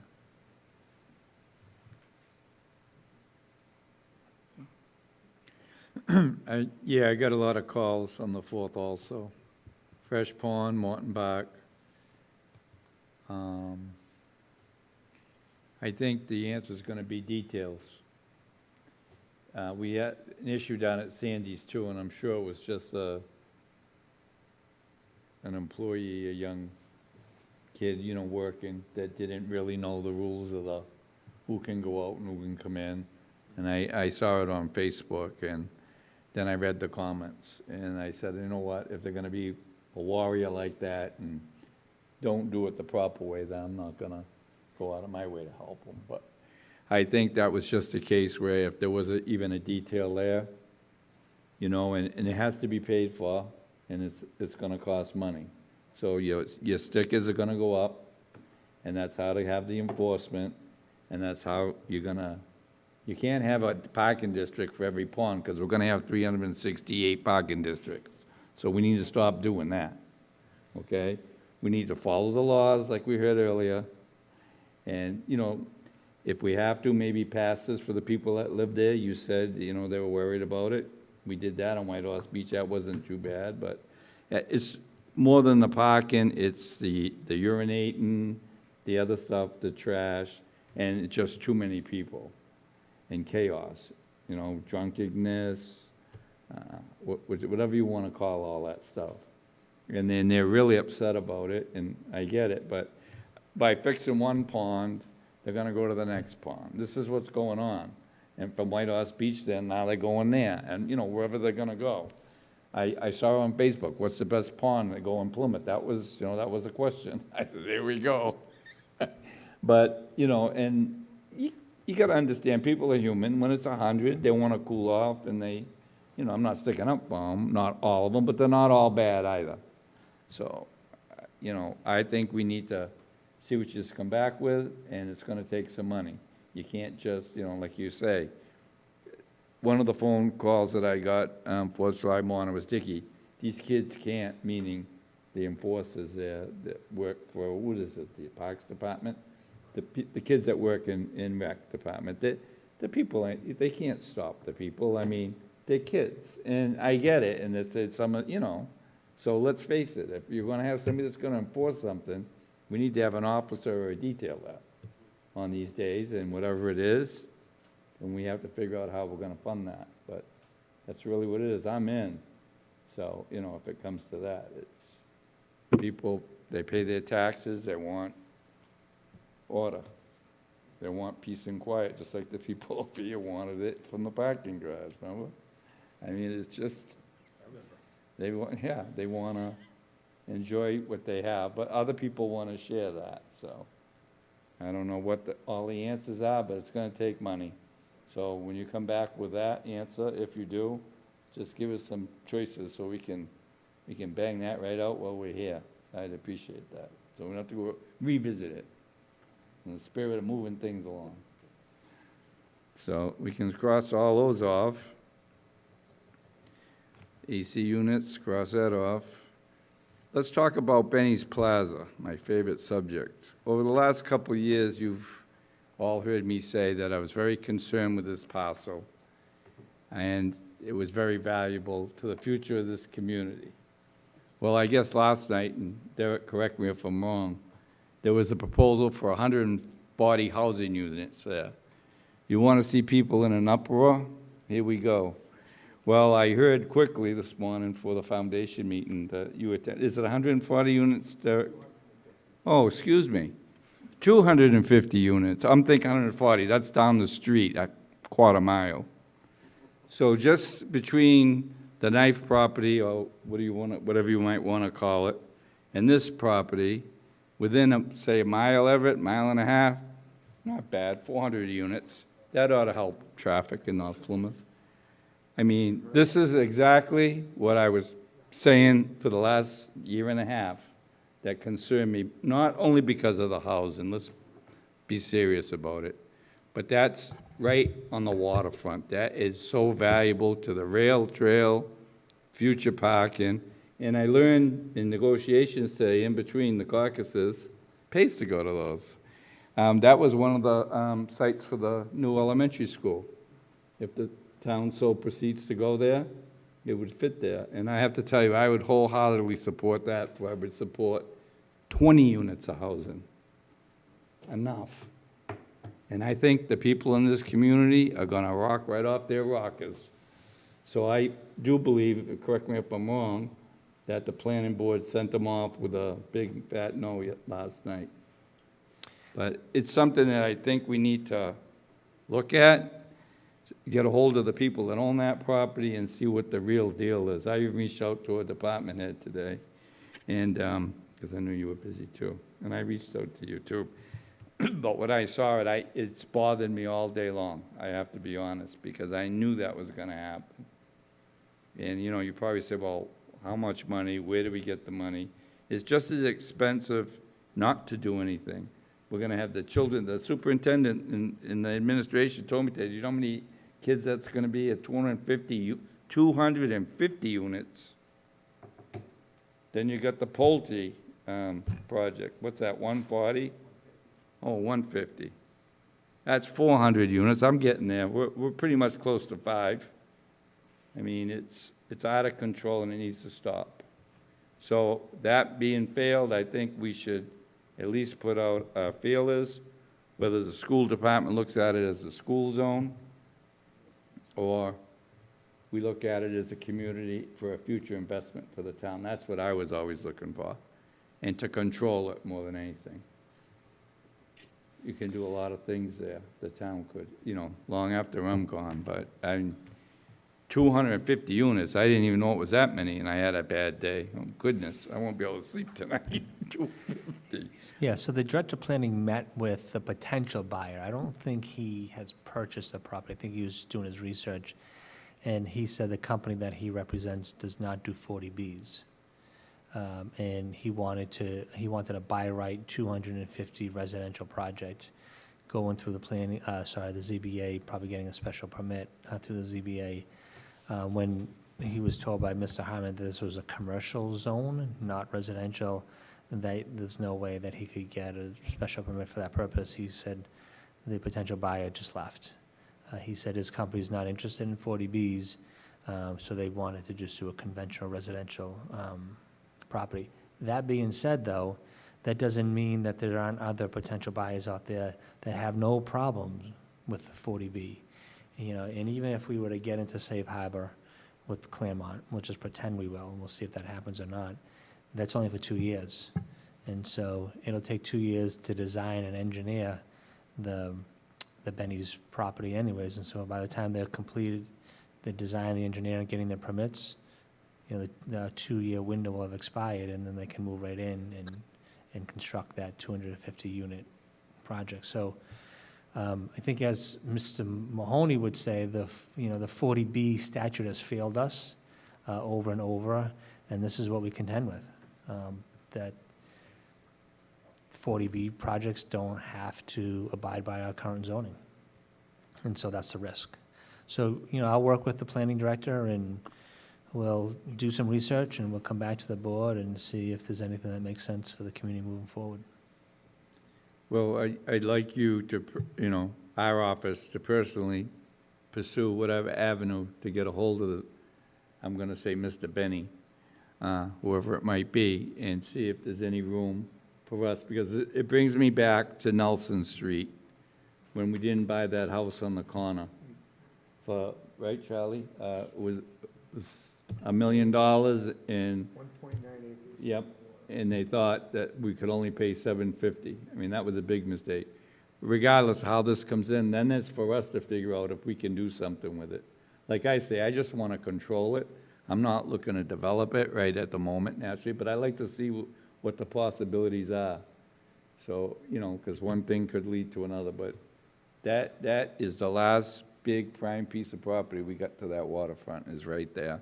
And we definitely don't need 250 housing units there. You know, so, Mr. Canty? Circling and then back John. to, circling back to our goals, one of our goals was the establishment of a land bank. That land bank, if it existed, one of the permissible uses for the funds is future municipal use. So if we did want to purchase it for either, you know, a potential elementary school or other, you know, municipal building, another use would be open space. Obviously, that's already significantly disturbed, so it would require some significant rehab to make it into open space. But open space would certainly be better than 250 units right there, housing units right there. So I think the only way that we can control a lot of the land in the town is because of the existence of things like 40B, even the zoning bylaw doesn't protect us, is to own the land. So that's why, that and many other reasons is why the land bank is such an important component of controlling this town's destiny going forward. Mr. Mahoney? Thank you, Mr. Chairman. So I was just going to highlight one thing, and that was the meeting on Saturday down in Manamet. But first, I'll say that I fully endorse your comments and Mr. Canty's comments on the Benny's Plaza. We need to do some outreach. We need to do our due diligence on behalf of the community. And ultimately, you can only bylaw, zone, and plan so much. If you want to have complete determination, you have to control it. And Kevin's right. So we've got some homework to do here. The meeting Saturday morning in Manamet, I thought was excellent. Great job by the White House Beach Association, and for Charlie leading the delegation of the four of us down there. It was a productive first meeting. Wonderful presentation by the department head. We all fielded questions for almost upwards of an hour. There are really no curveballs that they could throw us with respect to the negative aspects of this proposal. I think it's a very important thing that we get going on into October. But more importantly, and just echoing what Charlie has said, it's the first of many meetings. There'll be more public meetings. There'll be more data, more time for other people to ask questions. But to me, it's what's most important is all those town meeting members that represent the village of Manamet. And I know that we will get to them, and they will get their they'll get their chance to see the proposal firsthand and ask their question. And that's all I have, Mr. Chairman. Thank you. Any other comments from the board? The last thing I have is Atlantic Street, put a phone call in. They need a little love on the tree trimming, the bush trimming, whatever, going down Atlantic Street, heading towards the ocean on the right. Needs a little cleanup, but everything looks the town does look great. I've been getting compliments. Even Richard Cirque actually sent us an email complimenting on the town looking good. So, yes, he did. So, give credit where credit's due. So, that's all I have, unless somebody else has anything else under new business? Letters? John, put your hand down. Old business? Mr. Canty? So after I walked on the parade, I was walking back to my car at Cordage, and I walked on the rail trail. And I, in addition to seeing, appreciating the improvements that I'd already seen there, the pavement, and I had already seen the water station before, but I think is significant to highlight that water station is there. There was also, on the Nelson Park side, there was like a new bike rack, and there was also a bike repair station there, which I didn't know that was gonna be part of that. So it's like a little stand with some tools that are wired in that you can pull out and work on a bike that might have broken down or needs something tightened or something. I need some air and tires. So I was unaware that was going to be part of that project, and I thought it was a nice thing, because I know a lot of people do ride bikes in North Plymouth, do ride bikes on the Seaside Rail Trail. So I just wanted to highlight that for members of the community that may not be aware that it is there yet, as well as to commend us for putting it there, because I think it is an interesting and unique community asset that I'd like to see more of. Thank you.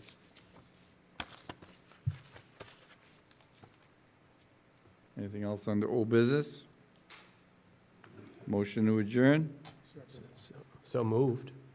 All in favor? Aye. Aye. Unanimous. We'll see you July 23rd. Thank you for watching.